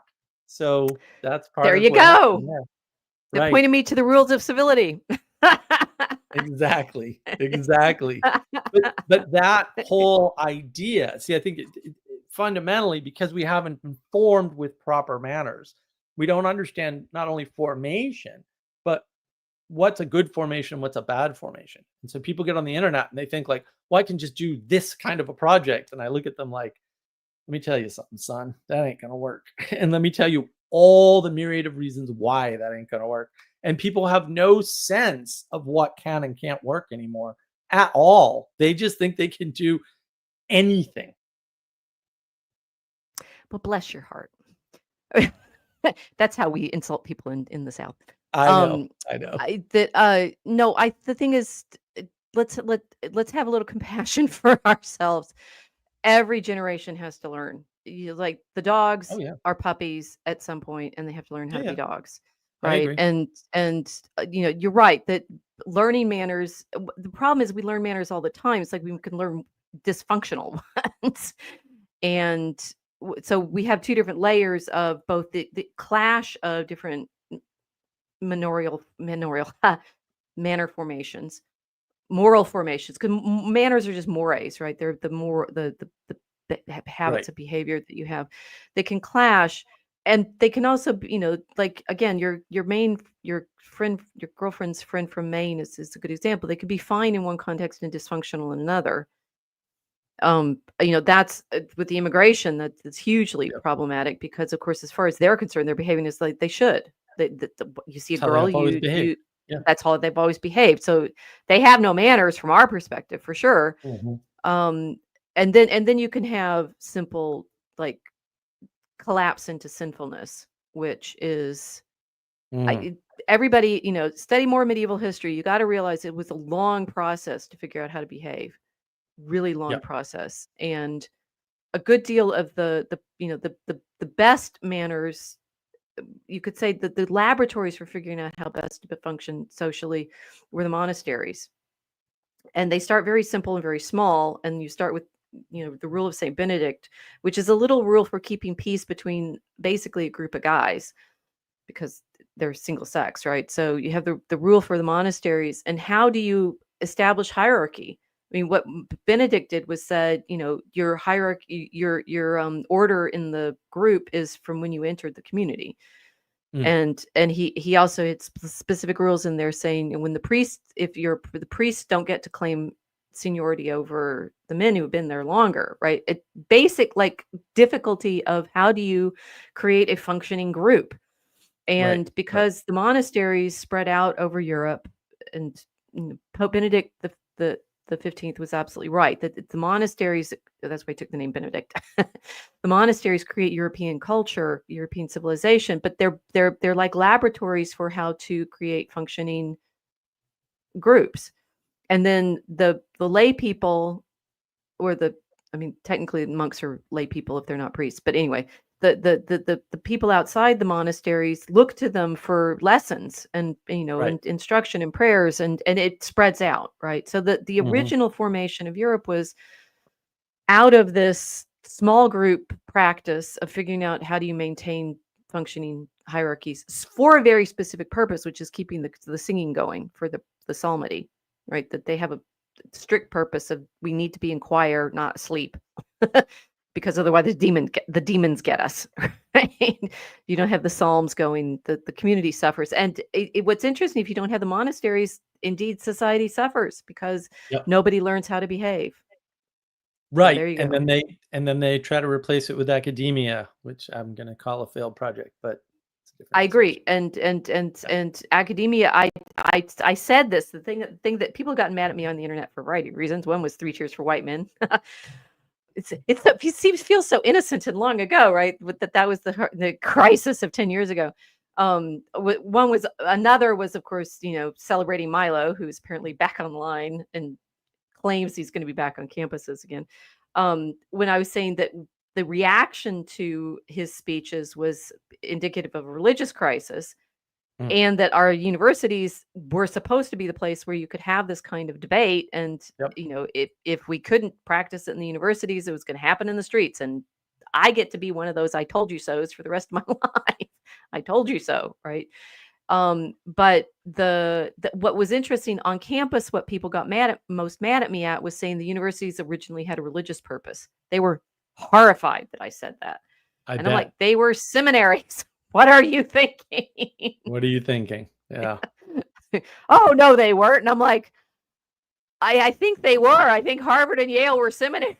Yeah. It's kind of So was explicitly, I don't know what Princeton. history you're using, but yeah, they were definitely that whole thing came right out of that, and that's this whole idea that there's a battle between science and religion, and Oh, yeah. that's a whole 19th century fiction, but yes. Well, and I And only one side is saying that, and my thesis, because I'm a war guy anyway, is like, well, arm both sides, we'll see who wins, because I just would just wipe out all the scientists with the priests, and it'll be fine. But that's just me. There's that's other just the solutions. president of Cornell wanting to be whatever. Anyway, so I think that deep down, this the sort of formation of the soul, it was a huge project for centuries in medieval Europe. And the United States is obviously formed by the people in the 17th century that have already benefited from the destruction of the monasteries by Henry VIII. Right, Are then right. embroiled in civil war because they can't figure out how to function without them, interestingly, and come over here in spurts, right, as Fisher describes. So the different subsets of English that come as casualties of the English Civil War. The English Civil War is over the prayer book, right, among other things, right? But it starts with the Presbyterians refusing the Oh, the prayer book that Charles wanted to impose on them. And then it spins up into the Civil War that becomes parliamentarians versus Cavaliers. But it starts when Charles is interested in promoting the Church of England and wants the Church of Scotland to use the same prayer book, and the Presbyterians refuse. That's how you get rednecks, allegedly, that they're the ones that covenant to stand up against the king.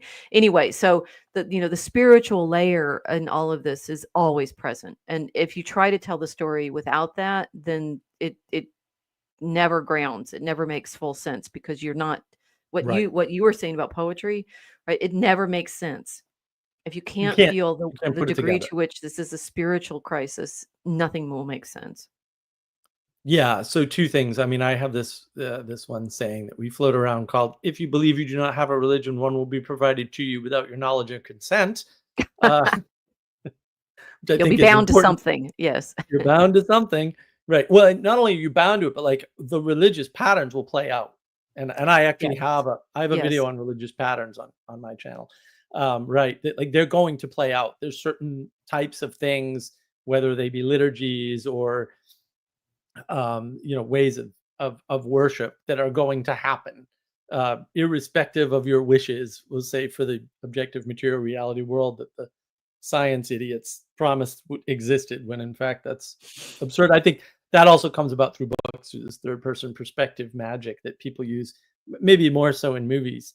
And I think all of those things have an effect on this idea that you can arbitrarily form things. And the one thing that sort of, I will say, ruined my and upset me about history was the way I was taught history. They just left the religion out of it entirely, and so none of it ever made any sense. Because I was like, "Well, this doesn't, like, what? What do you mean they ran out of water? But they clearly didn't run out of water. Like, they weren't fighting for resources. That's ridiculous. Like, what are you talking about? Like, facts on the ground. Like, no way." So you've got a book that says, like, all wars are from resource constriction, and they're listing all these wars where there's no resource constriction, and I'm like, Mm. I'm like, what are you? You guys are not making. I know it doesn't make Well, it's any sense. because in the Anglophone, and particularly, I mean, it's both the English and the American, but in different modes, right? But the Right. American story eradicates the religious aspect, Mhm. ironically, since we're formed by it. So there you go. And that, Yeah. and I say that's why in academia, my friends, my colleagues on campus got frustrated with me, saying, not frustrated, that's a mild term. See how Southern I am. Um, were angry at me because of my claim that there was a religious basis in the response to Milo, and they just they couldn't see it. That they're I mean, they were right, but for the wrong reasons. That I would like everyone to be Christian, but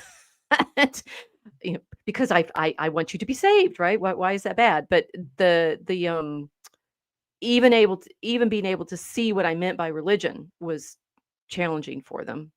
And I'm in history, right? It's like you'd think that as historians we'd pay better attention to it, but it's been a challenge. It's definitely been a challenge. Yeah, and I think that's part of the problem, because when you teach history, and nowadays they don't even teach things in order. And I'm like, that's driving me. You got to have time order, guys. Otherwise things get really sketchy. People don't see logical inconsistencies in other people's arguments now, because they don't understand sequence. They don't understand this came first, right? Or they have bad memories. 2 seconds ago, as in the same sentence, he said this, and then at the end of the sentence he said that, and those are contradictions, so he's wrong, just logically inconsistent, so we can throw that out. They don't even see it. And I'm like, why do you not see, like, that's what you don't see? Because it's so materialistic, right? The history I was given was all material caused this. It's Mm. all material cause. The whole thing is like, not enough water, not enough food, too much population, right? Too many people, right? Too few people. Well, there's too few people, and there's a power vacuum. And I'm like, and all that's nonsense. None of it ever happened that way at all. But that's what I was taught largely, right? It wasn't until later that I sort of went, like, and did my own research and said, like, wait a minute, there's this, everything that's being driven is being driven religiously, like, all of it. There's no non-religious driver in any part of history. Well, to be fair, history's hard. History is hard. And I yeah, and to get to, you have to have lived some time for it to start making sense, in the Yep. sense of feeling the way in which things play out and change, and so forth. So I Yep. mean, this obviously it's a professional problem for me. where do you begin, right? How do you set things up at any level? I mean, whether I'm teaching undergrad, I'm preparing for class to start next week, right? And one class I'm teaching is our history of European civilization core sequence, which I've taught for a long time now, and it's always like I kind of can give them anything, because start anywhere, right? You have to start Right. somewhere so that you have material to start thinking about. The other class I'm teaching is called studying medieval history, and it's meant for sort of helping us think about why we tell well, it's both research level and why we tell the story that we do about the Middle Ages. And I'm excited about it because it's like so experimental on so many levels of I need to get them from understanding the way 19th century novels created a lot of the sense that we have of what it means to know the past, through what do you do with the internet, right? And what kinds of knowledge do we have thanks to the internet that make it possible to do all sorts of other kinds of thinking about the past, but that we're still very much bound by the novelistic. This is why I was rereading the Ivanhoe, right? We're bound by the desire to be in the situation with understanding the customs that, I mean, Walter Scott by himself creates a lot of our sense of there being such a thing as the Middle Ages because of his novels. So it's a, but the problem is, as the, where do I start, right? I need you to know something in order to make that point, right? I can start, if I tell you start at the beginning, well, what's the beginning, right? You're sort of always within the loop of the retellings. Yeah, it's hard to do that historical thing if you don't have an anchoring point, right? You have to start at the beginning, right? Everything else is this middle out thinking, which of course I have a video on. And it ends up, the only right answer is to have the grounding of the starting point. But we, in the throes of the meaning crisis, so there's people that are crisis of faith who just fell out of their church, usually because science infected them with bad ideas. But there's a bunch of people who never had the church teachings, who never had, like, they never read the Bible. They never had it read to them. They don't know, they didn't grow up in a church or in a tradition at all. And those people are in real trouble because they have a very hard time with the poetic way of putting together the world, which means they end up being really good materialists. They end up really good breaking things down in procedures and processes and rules, right? They become very legalistic. And some of them seem autistic, and they're not actually at all. Mm. But they're very good at navigating, at least first order logic, way above average. And then those people get revered, but they don't have the starting point. So what happens is they hit the meaning crisis, and that meaning crisis for them is very hard to fix because they don't know how to string things together. Like, well, why does it matter where things start if it's just going to be the heat death of the universe? I was like, well, because if you know where things start, you know why it won't be the heat death of the universe, and that's just beyond their conception, right? So you have to kind of Who step is them this into that. they? I don't know these people that you're talking about. There's a lot of people, especially people on the internet. There are a lot of people like that. A lot of the people that follow John Vervaeke's work, they're all like that. That's why they Okay. like John Vervaeke's work, because it resonates with their experience. Um, Wait, in a it, good way or a bad way? Well, I mean, it depends. That depends on a lot of factors. I mean, it's good that they're at least introduced to the idea that there's, say, more out there, much like Peterson did, right? There's more out there than what we'll say science has to offer, because science and math is just nihilism. That's easy to calculate. It takes like 4 seconds. So you need something more. It's like, oh, there's meaning and relationship, and that's important, right? So the ultimate project when people hit the wall of science is, strays towards this woo. It always does, right? Because of course it does. If science can figure out the entire world, then the only interesting things anyway are going to be considered woo, and fair enough. So that gives them a way to start to understand all the things that materialism, that materialistic thinking, that science, that logic, reason, rationality cannot explain, right? And so now all of a sudden they feel like they have an explanation for things that they were just mysteries to them before and made them uncomfortable. Okay, thank you. That helps. They can read Draco Alchemicus when we finish. Hopefully. Because Some no, well, yeah, I mean, it may actually like creating one of the reasons we started our podcast was to create an audience for it because we were like nobody's going to understand this. um, Right. a lot of it, this is what we ended up with we have a kind of time travel ish. It's not really time travel. It's like shift. It's very internet, right? It's like it starts in a setting that's more modern, a casino, and then it goes to a Elizabethan court, and then it goes to a early 20th century stock market exchange, and then it goes to this court that we're writing about now, and they go through portals at the end of each one, which are different kinds of portals. Mm. Never mind.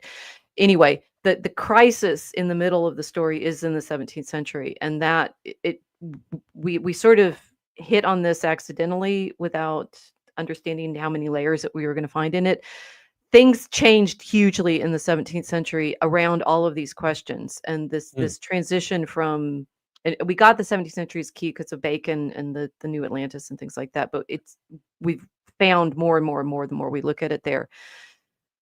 And that breakdown of mystery. One of the mechanisms that we're showing in Act 4 is the lenses, like literally lenses, like the telescope and the microscopes. And so this kind of now, thanks to Hooke and his micrographia and the sense of, well, I can see these things in the microscope that your senses can't access, and therefore you distrust your senses, that everything now is instrumentalized, right? If we have this instrument that we can use to enhance our ability to see things. But with, one of the things we're trying to show in the scene is they're debating over what this cochineal grain is, and the cochineal was the red dye that was taken from Mexico and made the Spanish rich, and then the English pirates steal all of it, and that's what makes Elizabeth, the Elizabethans rich and starts the East India Company. See how it's all connected, right? But they don't know what the cochineal is. They just know it's it makes an incredibly rich red dye, and it takes most of the century for them even to decide whether it's a plant or an animal. And even Hooke, when he first looks at it, both Hooke and Leeuwenhoek get it wrong. When they first look at it under the microscope, they think it's a seed, and it's actually a bug. And that sort of, if we have the right instruments, everything, that this turns into the testability of nature. Right. Is where we are right now. It's like everything, if we can measure it, it's real.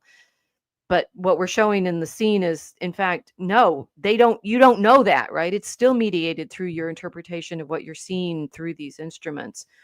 And that sort of, talk about the horror and the magic spells that have been cast, these massive spells over our ability to have access to the truth. Right. Allegedly unmediated, but that's not the case, right? These lenses are distorting things constantly. And at the beginning, people were clearer that they were seeing through a lens, and now we are fantasizing that whatever these telescopes are showing us in space is real. It's like, no, it's all always art. Yeah. At a certain level. Yeah, well, and it's worse, right? So the thesis, let's say we'll call it the Age of Gnosis thesis, is that we don't know reality, or we don't know reality well enough. And the way we come to that conclusion is by looking through lenses and other artifacts that change the nature of what you're seeing, and then give you a vision of a layer of reality where you do not interact. And it's Right, like, well, that's yes. less real. And Right. so by engaging with less and less real things, you are coming to the conclusion that we don't have access to reality. It's like, that sounds like something you did to yourself. And because science is validation, and you can find the problem of science, we'll call it, you can find validation if you look hard enough at a different level. The validation for nihilism is heat death of the universe. Okay, then we should all be nihilistic. This beautifully fits what we've been writing. I'm happy to hear it. Yeah, because so Act 5 is going to be the mead hall, and we're going to show the various debates that people get into about liberty. We're writing Act 4, so I can say what's actually happened in those acts. The last 3 acts are more like we have the outline, but we don't know how it's going to go in detail. But Act 6, where everything is like sort of most bleak, is the spaceport. Right? So when everything's mechanized and it for, I mean, poor Elon, right? But for his imagination, right? Mars is going to be great because it's a spaceport. And we're like, we don't really think that. Everybody, it's a happy ending. Act 7's the wedding, but you have to get through the understanding of how we fell away from Mm. God to get there. Yeah. And Yeah. and yeah, and so no, so I'm encouraged by the way you're describing it because that's exactly what we're trying to show. And I'd say, I think uh, I'm so interesting the guys you're imagining are encountering through this sort of debate. It's happening all around us. People are wanting to start having this connection again. And poetry, I mean, poetry is being able to make these associations, and it happens at multiple levels, right? It's not just um there's the structure of the poem itself, which is the meter and rhyme. It's the associations that are in the reference in the story. There's the layers of relationship. I mean, for our story, between the images and the text, because we were illustrating them. And I think one of our metaphors for thinking about what we're doing as storytellers is weaving a web, right? It's a very Yeah. it's a very female exercise, but we're in a web. So we're in this Right. internet that is constantly making all these connections. And of course, as you're describing, people are going crazy because they don't know which of the things are real and which aren't. So for Right. example, the thing you were frustrated about, that they don't even realize they're lying Yep. about all of these things. So training ourselves to know appropriate and real associations versus made up ones, like Right. the Right. made up philology is always the best example. And Tolkien was making fun of I in my Tolkien class I use Robert Graves to show the kind of made up philology that Tolkien was really frustrated about. It's like, it sounds alike and so there's significance in it, and he's just like, that's not real. Right. Right. The sort of the fake etymologies of the internet are always delight. And see, and the numerologies, the etymologies and numerology of the internet is hilarious and terrifying to watch. Well, But don't you see all of these references to these numbers, and that's right. therefore That's right. Well, they're mimicking what they see academia produce and saying, and therefore, because academia has become the thing everyone's looking up to, instead of looking, on one hand, I'd like to say just a little bit higher, but actually, it's quite a bit higher.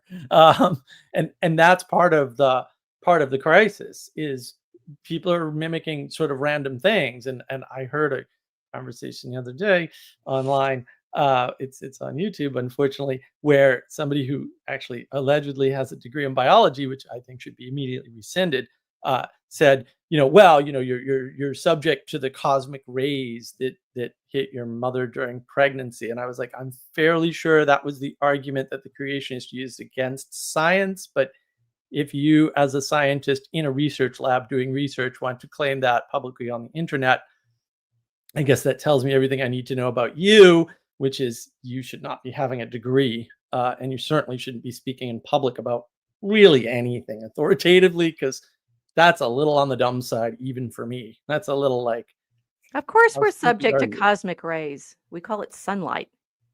Yeah, right, right. Yeah, but it doesn't cause birth defects necessarily. And there's Well, lots of things that cause birth defects. And to reduce it yes. down to cosmic rays is the creationist argument.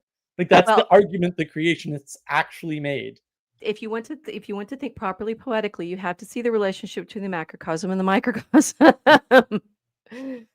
Yeah. I mean, Yeah. truly, right? And Yeah, and yeah, I yeah. I think, I mean, the No, of other course. side of modern science is cutting everything in pieces and seeing relationships between nothing. That's what he's doing in his lab, Oh, all right. explicitly. Okay. So That's the exactly thing what is, he's of doing course, in of his lab. course, we're subject to cosmic rays. It's, I mean, the most But primary one being sunshine. yeah, but he wants to do away with that. He said his dream is that in the future, school children. won't This is how the won't whole go thing opens. outdoors.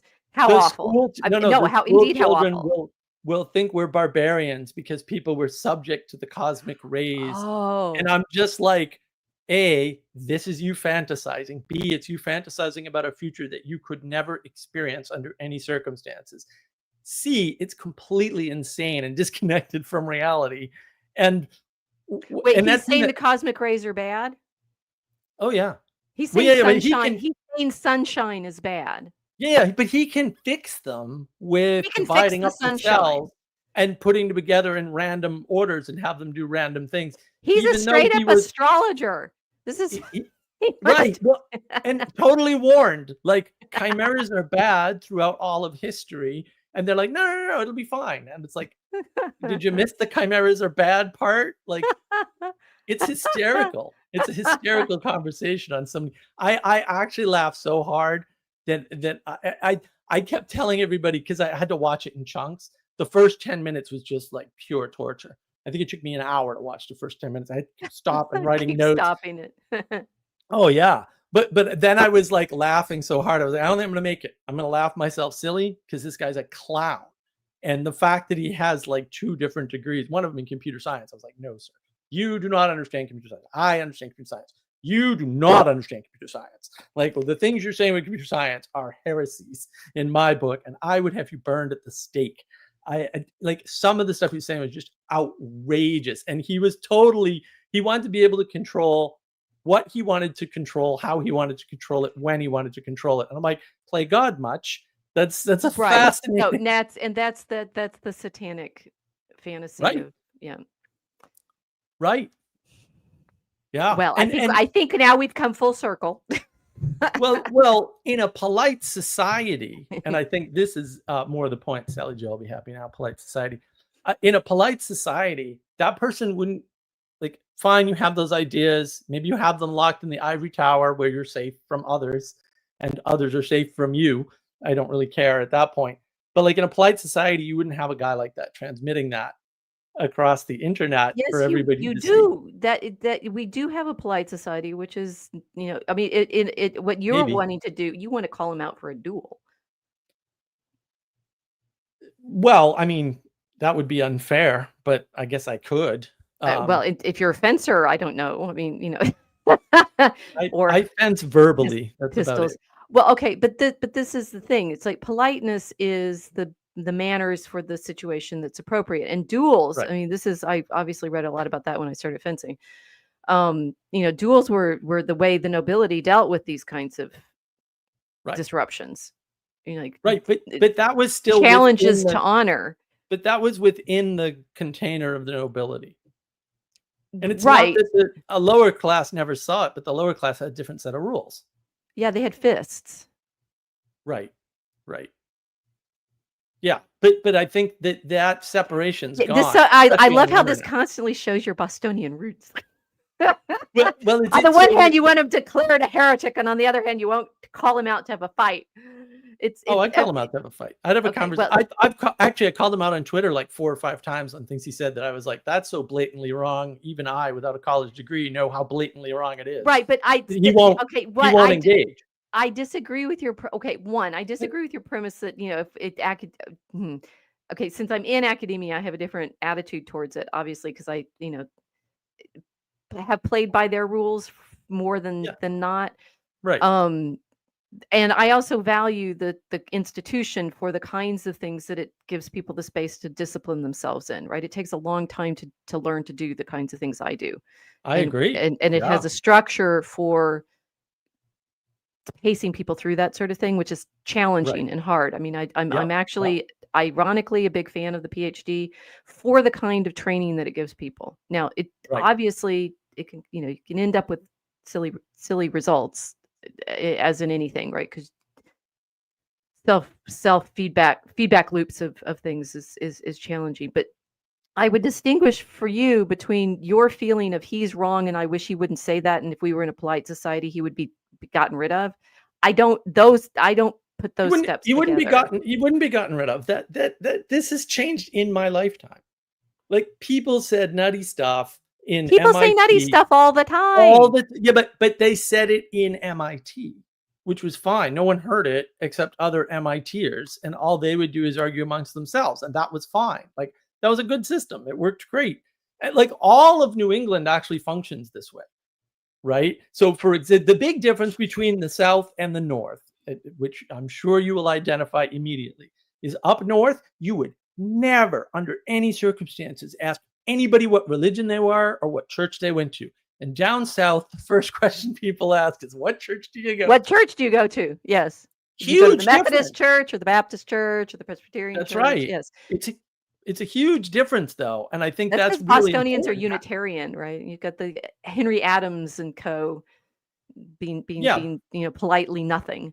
but the internet brings down all those boundaries. So, like, you saw this on Clubhouse, the early days of the Clubhouse app, back when it was actually good. The thing that made it good was because it was basically Apple only, and it just so turns out that the closest thing we have left of an elite, at least in terms of technological interaction, is the Apple infrastructure. There were so many famous people on Clubhouse, either doing rooms or going into rooms and interacting with normal people. Like, I got to talk to a bunch of people that otherwise I never would have spoken to in my life, right? Because they were on Clubhouse and I was on Clubhouse, right? But all of that failed. Like, the Clubhouse collapsed for a variety of reasons. I mean, I was there. I watched the whole thing happen, and I knew all of it was going to happen because I've seen this. This is an old pattern on the internet. I've been on the internet for since the early '90s. So once you see the patterns, like, oh, this again.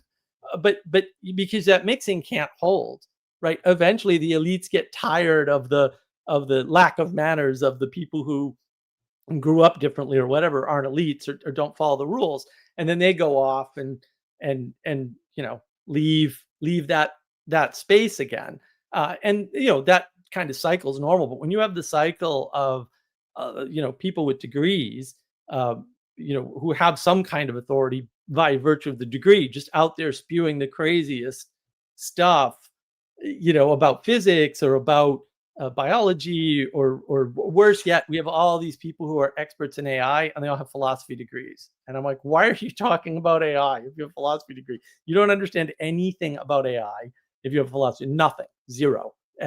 Anything you come up with, you'll be completely wrong about, because we actually kind of know how AI works, and it's not that magic, although it is a black box, we call it, but it's not something that philosophy is gonna shed any light on. It's just gonna take light away from it. So that's more the problem, is this mixing, because what's polite in one arena is not polite in another. And in the internet, there's not a lot of boundaries, and the boundaries aren't drawn So what correctly. you want is sumptuary laws. I don't know what those are. Why don't you tell me what they are? They were the laws that the towns have this problem in the later Middle Ages, because you have all these people that come into the towns and they don't know how to behave, and they get wealthy, and then they buy clothes that don't fit their station. Right. And the sumptuary laws, where it's like, you can only wear gold if you're at such and such a level of society, and if you're only this, you can't dress up as if you are higher in your status than you actually are. I don't really care so much for that. I mean, I think that happens naturally anyway. But the problem with the internet is the mixing and the ability to mix, because but that's exactly it. Sumptuary laws meant that you wouldn't mistake some nobody for a lord. That the lords, our lords, persist in dressing in like t-shirts and jeans, right? Right. The black turtleneck killed the world. Yeah. Right. Why don't you dress your station? Right. Right. Why and people, people do get angry. You can so I find this hilarious that you have this idea about academia, since you're not in it in the situation. The only time, and I hope you find this funny, the only time on campus when I actually feel like I can perform my status, like, big way, is at graduation, when I've had the honor to be one of the university marshals, which means that we're the faculty. There's about a dozen of us. We're faculty that are given this particular role at graduation. It's like the one day where we get to wear gowns that belong to the university's colors, right? But have yellow stripes on them that show that we're the leaders in the processions. That's it, right? Yep. And that's literally the only time that I am my institution, right? Any other time, I'm just an employee, a faculty member, professor, something like that. But the faculty are not permanent, and we're tenured and things like that. But we're not the institution in the same way as me in those robes for that day. And I do enjoy it. right? I absolutely enjoy it. And there's a sort of, You should. sumptuary level of performance in it. And it is funny because like people see me in the robes and they're the same color as the graduates, the PhDs and things. And so everyone's like, Mm. congratulations. And I'm like, thank you. Our students did so well. And they're like, wait a minute. And you're like, you're faculty. And I'm like, I know the hair would seem to give it away that maybe I've been here for a while, but it bothers people when they don't know what status That's right. the group has, right? And Right, some because they short can't greet you correctly. They don't know the can't proper greet you manners to correctly. use. They don't know the proper manners to use. And what you're describing in the clubhouse and the frustration of if the guys show up in t-shirts and jeans and then the other guys in t-shirts and jeans don't give them the proper respect, they do get bugged after a while. Oh yeah. Well, that was the trick. They don't recognize them, right? It's like, I Right. mean, the one AI guy I've almost met is John Carmack because he's given lectures at BaseCon a couple times, Mm. and I bet I haven't actually talked to him in person, right? So I was like one guy, right, who's talked about AI, but he dresses like everybody else. How would I know who he was, Exactly. Exactly. Well, right? it's a Give big us a break. problem. Wear your status. They did that at the GNU labs at MIT, right? They all dressed like schlubs.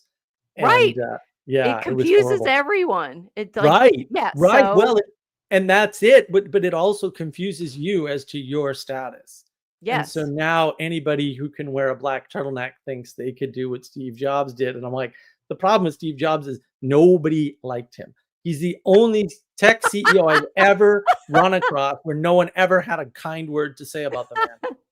And which is amazing because Zuckerberg's, a close second, and Bill Gates is a real jerk. But man, I mean, people had nice things to say about Gates, or at least reasonable things. And no, I've never heard anybody make a positive statement of any kind about Steve Jobs at all. So you that's do not want hilarious. to be Steve Jobs because you will just die hated, and that's Well, not okay, fun. that's a lesson in itself. Anyway, It so I is. think I'm sorry, I'm gonna have to go now because I know. this has been much more fruitful, I think, than our first conversation. Because I hope Good. I got a better idea what you were trying to explore. But yeah, so sumptuary laws. Let's think about them. Dress your status. At least you could, as parting thought, you can think about this, how hard it is in international diplomacy now when they're all just wearing suits. That's right. And That's right. Trump is doing all sorts of, Melania gets to wear other things to play her status, right? And her heels and her thinness and her height and all those things. But the men, right, you're competing on the level of like cut of your suit and expensiveness of your tailor and the cloth and the color of your tie, right? Cut and It's color. it's Yep. all like, but they know. I mean, I had some silly debate on online, and I can't remember what context about, I'm saying it's all in the color of the tie, and everybody's going, what? And I'm like, well, that's basically what they have to Yeah, they do don't have much else. this kind of performative sumptuary signaling. Yeah. Right. They Well, had and you so much. need They had so much fun last week with getting to meet the king and getting at that fancy dinner and wearing all their bling because at least then you who's know who. what's going on. Yeah, well, the signaling that we've lost is really important, and that flattening of the signaling, which the internet's really good at taking signals and flattening them down, right? Yeah, It makes them all ones and zeros and then sends them across. And then there's interpretation on both sides. People don't realize that, and it has to match, and it doesn't always. And then there's interpretation of you of whatever comes out of that. And then there's a lot of people will say like, well, we really can't know reality. And I'm like, well, that sounds like a you problem. I don't seem to have a problem with this at all. So I feel bad for you, but don't put that on me and other people. Like you should recognize you have a problem. So that's really what like manners helps to fix to some extent, but I think they have to be formed. And we can't just like hand out a manners packet to everybody. Although I'm not saying we shouldn't try that also. I'm just saying if you didn't grow up with manners, the signals that you get from the world are going to be much harder to understand at all kinds of other levels. very true. All right. Okay. Well, thank you. This was fun. I had Thank a you. nice. I'm glad we were able to have a better conversation this time because I was frustrated last time. I felt like I didn't answer your questions. You did fine. It takes a Okay. while because I have a much different, what I'll call it, much like many orders of magnitude simpler frame than most people. Because because I'm just not smart enough to keep track of all the crazy stuff that other people come up with. So my ability to navigate the world anyway, seems to I be think you're better. fine. I think you're fine. I appreciate it. It's So all in the mix. You've got the poetry. it's the poetics that matter, right? It's the And we have a poetics video that on matter. that. We've got a whole knowledge engine video. Actually, I have two. I have a live stream and a regular video that talks about the knowledge engine and the poetic informing of the world and all that, which we Excellent. basically modified from Vervaeke. So, um, yeah, I really appreciate your time, and any parting thoughts on manners or anything else. Um, your mother should have taught you learn to scan. There you go. What No, is this scanning thing? See, you that's shouldn't have said that's that. well, that's our poetry, right? That's our practicing, and that there's structures to meaning, and that if you're learning Right. poetry, you're learning to find them. And I think, I mean, you could say there's a poetry of manners. I think we've been talking about that.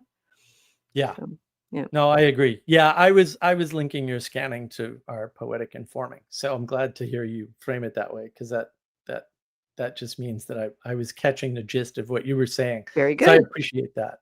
very good. Excellent. Well, thank you so much, Professor, for helping me out explore this. And it went in very many unexpected but excellent places. So I really appreciate it. And hopefully we can do this again soon. Thank you, thank you for having me. All right. Thank you, everybody. Have a wonderful time. I appreciate your attendance. Check out my channel. I got a lot more stuff on all of this somewhere. So have a lovely day.